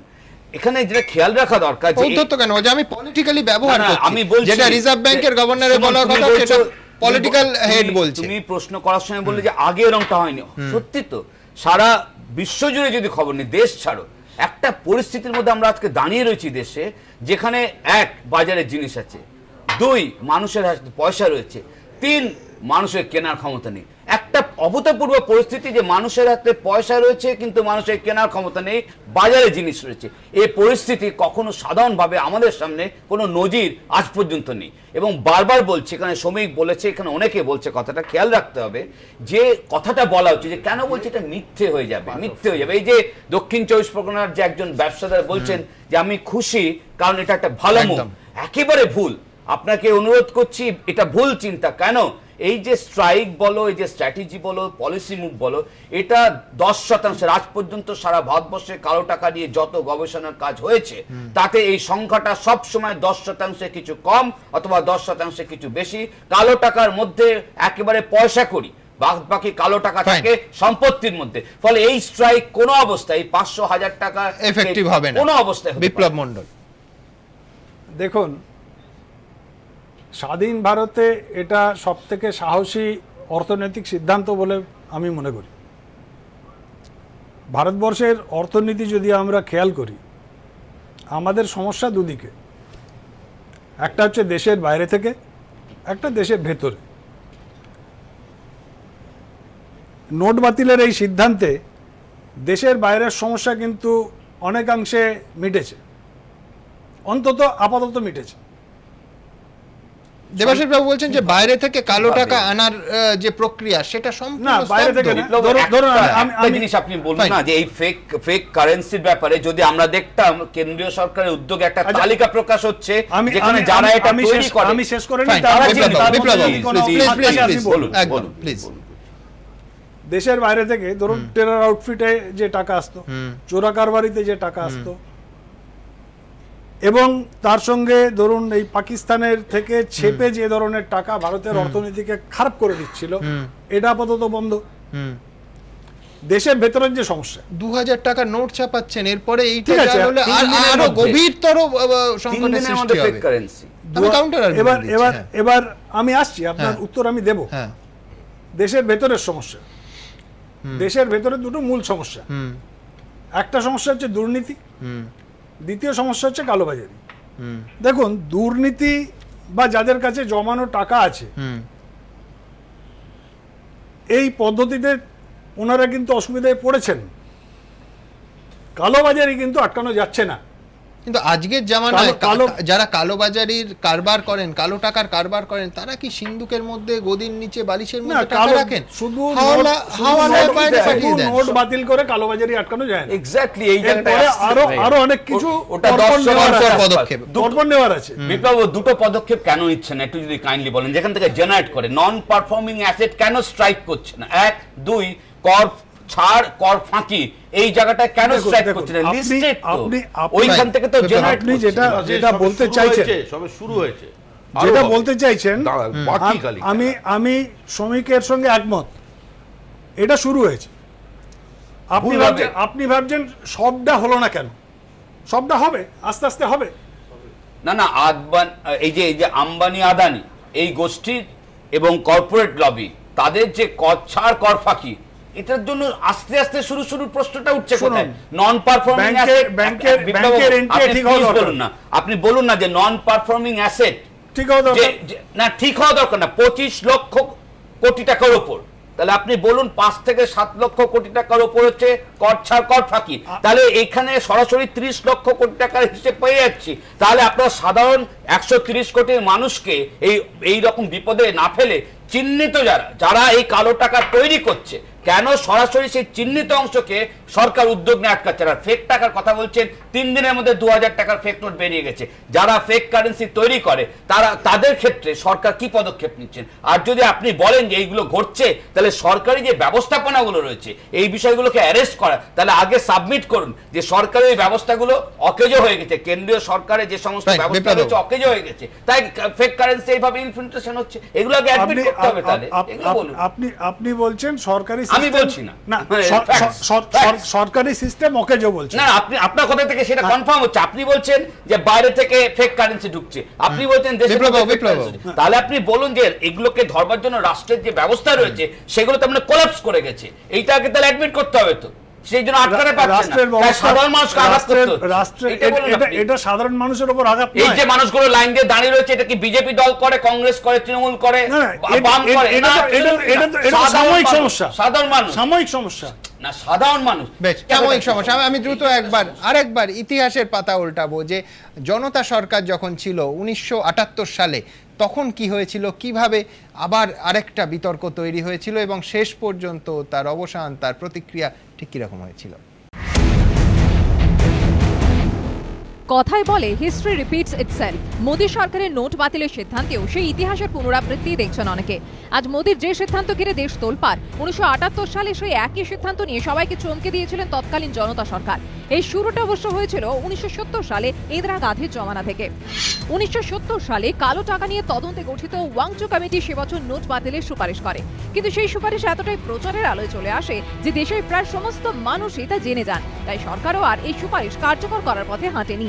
এরপর মোরারজি দেশাই প্রধানমন্ত্রী হওয়ার 1 বছর পর 1978 সালের 16 জানুয়ারি 1000, 5000 ও 10,000 টাকার নোট বাতিল ঘোষণা করে। অল ইন্ডিয়া রেডিও সকাল 9টা বুলেটিনে এই খবর প্রকাশ করা হয়। তবে অত বছর আগে 1000, 5000 কিংবা 10,000 টাকার তো দূরের কথা, 100 টাকারও মূল্য ছিল অনেক। সে সময় অধ্যাপকদের বেতনও 1000 টাকা ছিল না, ফলে সেই সিদ্ধান্তে সাধারণ মানুষের খুব একটা অসুবিধে হয়নি। তবে এখনকার মোদী সরকারের মতো 1978 সালে জনতা সরকারের এই পদক্ষেপের পেছনেও ছিল কালো টাকা উদ্ধারের চেষ্টা। সরকারের তরফে বলা হয় নেতাদের একাংশ ঘুষের পাহাড়ে বসে রয়েছেন, কালো টাকায় দেশ ভরে গিয়েছে, তা খুঁজে বার করতেই তড়িঘড়ি নোট বাতিলের সিদ্ধান্ত। শোনা যায় রিজার্ভ ব্যাংক অফ ইন্ডিয়া তৎকালীন গভর্নর আইজি প্যাটেল এই সিদ্ধান্তের পক্ষে ছিলেন না। নিজের বই glimpses of Indian economy policy and insiders ভিউতে তিনি লেখেন, কেন্দ্র অর্থমন্ত্রী যখন আমাকে নোট বাতিলের সিদ্ধান্তের কথা জানান, তখন তাকেও আমি বলি যে এরকম পদক্ষেপে আশানুরূপ ফল মেলার সম্ভাবনা অত্যন্ত কম। বাস্তবে মোরারজি দেশাই নোট বাতিলের সিদ্ধান্তে সেরকম কোনো আশাপ্রদ ফল মেলেনি। আমি এখনো সন্দিহান ব্ল্যাক মানি এর থেকে কতটা ট্যাপ করা যাবে, একই কারণ মোরারজি দেশাইয়ের ক্ষেত্রে যেটা হয়। সে সময় আর কে লক্ষ্মণের আঁকা এই কার্টুনটিও ঐতিহাসিক হয়ে যায়। কার্টুনে দেখা যায় কালো টাকা যদি একটি বাঘ হয়, তাহলে 5000 ও 10,000 টাকার নোট হলো তার লেজের সামান্য অংশ বিশেষ মাত্র। অর্থাৎ 5000 ও 10,000 টাকার নোট বাতিল করে কালো টাকা মালিকদের ধরা কার্যত অসম্ভব। তবে মোরারজি দেশাইয়ের সরকার নোট বাতিলের সিদ্ধান্ত থেকে সরে আসেনি। 1980 সালে ইন্দিরা গান্ধী ক্ষমতায় এসে ফের 500,000 টাকার নোট চালু করেন। এবার সেই নোটও বাতিল করে দিল মোদী সরকার। কৃষ্ণেন্দু অধিকারের রিপোর্ট, এবিপি আনন্দ। এই মুহূর্তে নয়াদিল্লিতে সাংবাদিক সম্মেলন করছেন দীনেশ ত্রিবেদী। इसमें कोई ईगो का सवाल ही नहीं था। उसको छोड़कर उन्होंने खुद पहल करके सीताराम येचुरी जी से भी बात की। इसका मतलब एक ही है कि जब एक बड़ी बात होती है देश के लिए, गरीब जनता के लिए, जहां त्राहिमाम हो रही है, तो उन्होंने एक कॉल दिया कि आप सब आइए। और माननीय प्रेसिडेंट साहब ने भी उनको समय दिया। उनको समय दिया मतलब कुछ गंभीर बात है, तो उन्होंने खुले मन से सबको अपील की और वहां कोई भेदभाव नहीं किया कि हम इससे बात करेंगे, इससे बात नहीं करेंगे, ये छोटा है, ये बड़ा है, ये कुछ भी नहीं। जो भी आना चाहे आ जाइए। और उसके लिए आज जो भी आएंगे वो आना चाहे आ जाए, और जो नहीं आएंगे वो अपने हम लोग समझ सकते हैं कि भाई वो आएगा तो हम नहीं आएंगे, ये आएगा तो वो हम नहीं आएंगे। तो ये फिर देश की लड़ाई नहीं होती, फिर वो जनता की लड़ाई नहीं होती, वो अपने छोटे छोटे ईगो की लड़ाई हो जाती है। शिवसेना आ रही है कि नहीं? तो हम लोग उसके आगे जा रहे हैं और हम लोग सब साथ में जो भी आना चाहे, कल हमारे सब एमपी आएंगे। शिवसेना ने कंफर्म किया है कि वो लोग आएंगे। और उसके अलावा भी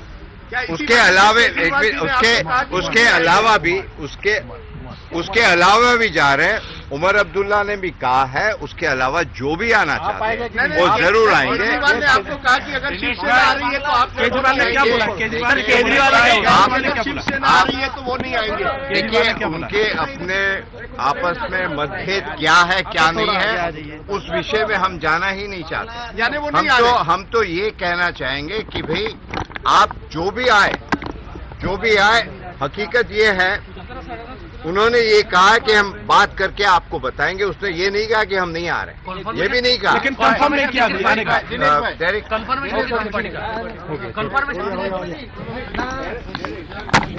শ্রমিক লাহিড়ী, আপনাদের দিকে ইঙ্গিত যে সংকীর্ণ দলীয় স্বার্থের ওপর ঊর্ধ্বে একটা ডাক ছিল বিরোধী জোটকে এই সিদ্ধান্তের বিরুদ্ধে যারা তাদের শক্তিশালী করার, আপনারা সে প্রস্তাব। আমাদের দুটো কথা, আমরা এটার বিরোধিতা করছি কেন? এইটার বিরোধিতা করছি এই জন্য এটার সঙ্গে খুব pertinent.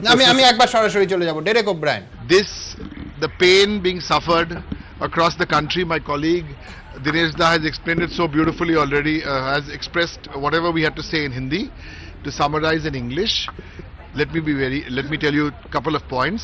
Number one, Mamta Di is up and about first off the blocks on this serious issue, and it's getting worse every day.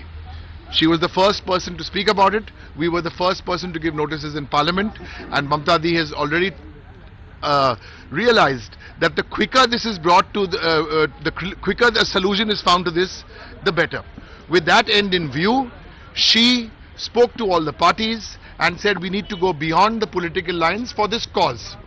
Now it is up for individual parties. Some people have told her if A comes, B won't come. If C comes, then D cannot come. So this is the issue. She's saying, listen, those are your political decisions. I'm here because I think this is an issue which goes beyond the party flag and beyond even other ideologies. So based on that, Umar Abdullah has in fact confirmed, as you heard from Dinesh Bhai, that one or two other.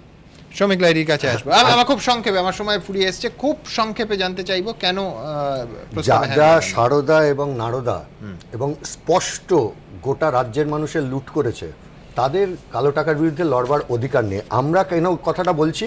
তুমি মূল কালো টাকার যারা মালিক corporate, যারা 5,10,000 কোটি টাকা ব্যাংকের মেরে রেখেছে, যারা লক্ষ লক্ষ কোটি কোটি টাকা বিদেশের ব্যাংকে রেখেছে, তাদের আড়াল করবার জন্য আসলে মোদিজি এই কাজটা করছেন। এবং সুমনবাবু কারেক্টলি বলেছেন কথাটা, যে ব্যাংকে যে পরিমাণ টাকা লুটমার করে নিয়ে চলে গেছে এই ধনী লোকরা, সেই টাকা ভরবার জন্য এই মুভ। ব্যাংক আজকে ক্রেডিট রেটিং ভারতবর্ষ বিতে চলে গেছে। কেন বিতে গেছে? তার কারণে ধনীদের টাকা মারবার সুযোগ দিয়েছে গত 2.5 বছরে বিজেপি। আসলে লড়াইটা শুরু হওয়া উচিত সাধারণ মানুষের জন্য। কোনো রাজনৈতিক দল ইগোর লড়াই ভাবতে পারে। রাজনীতির কথা বলি, জাতীয় রাজনীতিতে মমতা বন্দ্যোপাধ্যায় ইমপ্যাক্ট ক্রিয়েট করতে পারবেন। কালকে প্রথম পদক্ষেপ শিবসেনা, ন্যাশনাল কনফারেন্স, তৃণমূল একসঙ্গে কালকে যাচ্ছে। আর কংগ্রেসের সঙ্গে বৈঠকে সিপিআই, সিপিএম এছাড়া সবাই মোটামুটি ছিল।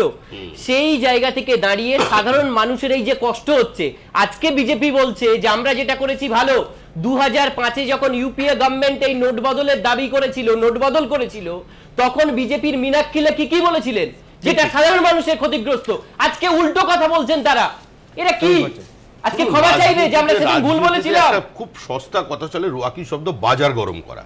এখন বাজার গরমের রাজনীতি চলছে না। এখন পর্যন্ত যাদের আমি নাম শুনলাম, তালিকা শুনলাম, আর সগর্বে যাদের নাম শুনলাম, এই এত বড় দেশ, এত দল, তার মধ্যে খুব একটা বেশি মনে হয় জোগাড় যন্ত্র করে উঠতে পারেননি। কারণ মানুষ হাসছে, মানুষ হাসছে না। শুনো, আমাকে তুমি উত্তরটা খুব ভালো দাও তো সংক্ষেপে। সেটা হচ্ছে কালো টাকার বিরুদ্ধে এত লড়তে চাও বিজেপি, কিন্তু সারদার তদন্তটা কেন থমকে দাঁড় করিয়ে দিল বিজেপি? কালো টাকা উদ্ধারের যদি উদ্দেশ্য থাকতো তাহলে তাদের বিরুদ্ধে লম্বা করে ফেলেছো। আমি তার উত্তরটা দিয়েই শুরু করেছিলাম। সারদা নারদার তদন্ত যদি থমকে গিয়ে থাকে, পশ্চিমবঙ্গের প্রিন্সিপাল অপোজিশন পার্টি সিপিআইএম ছিল, আমার মনে হয় তোমরা আন্দোলন করো, বাংলার মানুষ তোমাদের পাশে দাঁড়াবে। রাস্তায় বাংলার মানুষ চায়, বাংলার মানুষ চায়। আমি আবার বলছি যে তাহলে এই তদন্ত বিরুদ্ধে মুখ খোলার পরে নোটিশগুলো আসছে কেন? বিজন যেটা প্রশ্ন করলেন, কিছু কিছু ঘটনা কাকতালীয়। ভোটের আগে আসে আর মুখ খুললেই আসে। সিবিআই কে ওই খাঁচায় বন্ধ তোতা পাখি তো বিজেপি করে রাখেনি। আমরা একটা যেটা কথা বলেছি, পশ্চিমবঙ্গের যে রাজনীতির প্রেক্ষিতে আবার নয়াদিল্লিতে যেতে হচ্ছে Rahul Gandhi. That is our biggest problem with it. Large parts of this country, poor people in particular, farmers, small shopkeepers, laborers, their lives have been destroyed as a result of this. Now, what we are saying to the government is help these people, make this transition happen smoothly, reduce the pain that they are suffering. That's all. Rahul ji, प्रधानमंत्री ने कहा कि जो ऊंची घोटाले में शामिल थे, आज उन्हें 4,000 निकालने के लिए एटीएम की कतार में खड़ा होना पड़ा। इनडायरेक्टली आप पर निशाना साध रहे थे, कुछ जवाब देना चाहिए। मेरे ऊपर तो निशाना लगाते रहते हैं प्रधानमंत्री जी। मैंने जो कहा, ये जो डिसीजन लिया गया है, जो सचमुच में बड़े ब्लैक मनी के प्लेयर्स हैं, उनको नरेंद्र मोदी जी ने स्कॉट फ्री छोड़ रखा है। माल्या जी बाहर बैठे हुए हैं, ललित मोदी जी बाहर बैठे हुए हैं, और बड़े जो भी प्लेयर्स हैं उनको नरेंद्र मोदी जी ने बिल्कुल छोड़ रखा है। अगर आप लाइन में जाके देखेंगे, वहां पे आपको कोई बड़ा प्लेयर आपको दिखाई दे रहा है? मुझे तो लाइन में गरीब लोग, छोटे दुकानदार, गवर्नमेंट एम्प्लॉइज, ये लोग दिखाई दे रहे हैं। क्या ये लोग चोर हैं क्या? इनकी कोई गलती है? इन्होंने कुछ गलत किया है? तो ठीक है, आपने ये डिसीजन ले लिया, मगर उनका जो कष्ट है, उनका जो दुख है, प्रधानमंत्री जी 2 दिन पहले हंस रहे थे। आपने देखा होगा स्पीच में हंसी आ रही थी प्रधानमंत्री को। लोग बाहर लाइन में खड़े हैं, 18-20 लोगों ने की मृत्यु हो गई। पहले प्रधानमंत्री हंस रहे थे, फिर रो रहे हैं। उनको डिसाइड करना चाहिए कि हंसी आ रही है या रोना आ रहा है। हमारा सिर्फ यह कहना है कि जो इस देश के गरीब लोग हैं, और ये शहर है, जो गांव में हो रहा है वो इससे 10 गुना और मुश्किल हो रही है लोगों को। वहां पे पास में बैंक नहीं होता है, एटीएम ब्रांच नहीं होता है। किसानों ने जो अपनी बेटी की शादियों के लिए पैसा सेव किया, उसका क्या हुआ?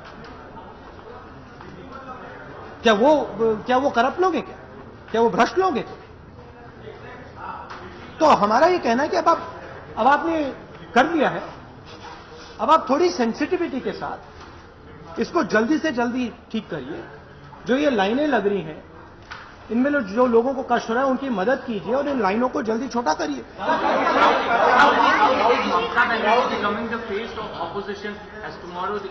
This is a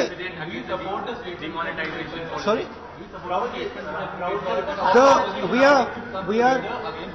we are the entire opposition is united, and there are basically a number of things on which we are united. Number one, this step has resulted in a massive inconvenience to large numbers of poor people. That issue needs to be sorted out as soon as possible. We cannot let our people, farmers, small shopkeepers, laborers stand in line for 3 months.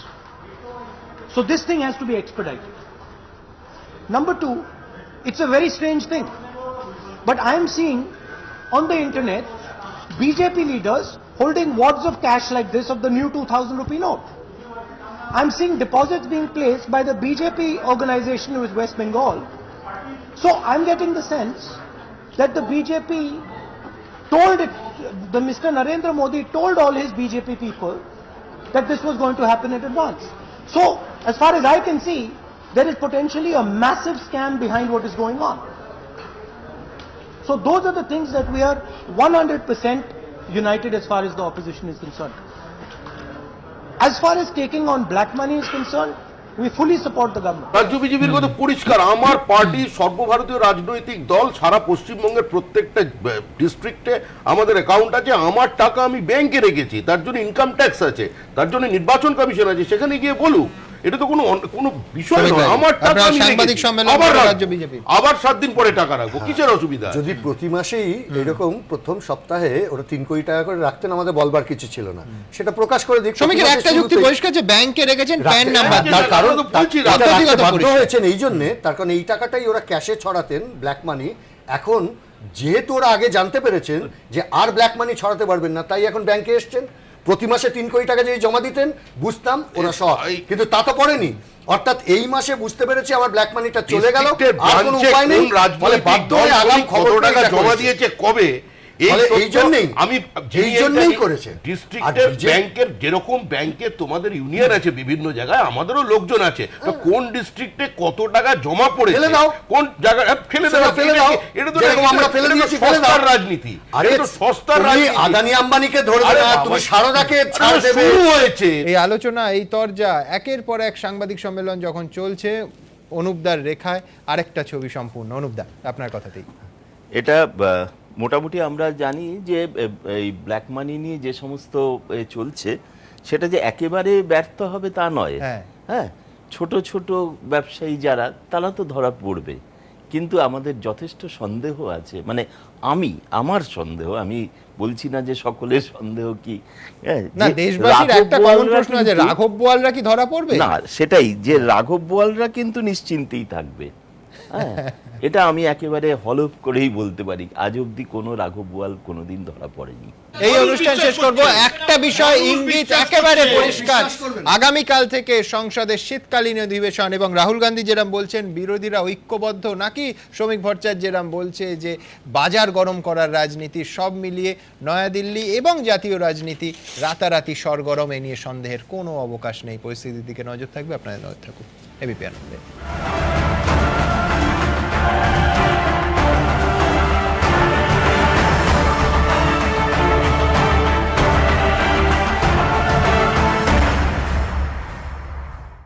ঘণ্টাখানেক সঙ্গে সুমন নিবেদন করছে আধুনিক TMT bars, ভরসা হমেশা। Powered by Bandhan bank, ভালো আপনার, ভালো সবার। সহযোগী নিবেদক সফেদ ডিটারজেন্ট পাউডার, সাফাইকা সুপারস্টার।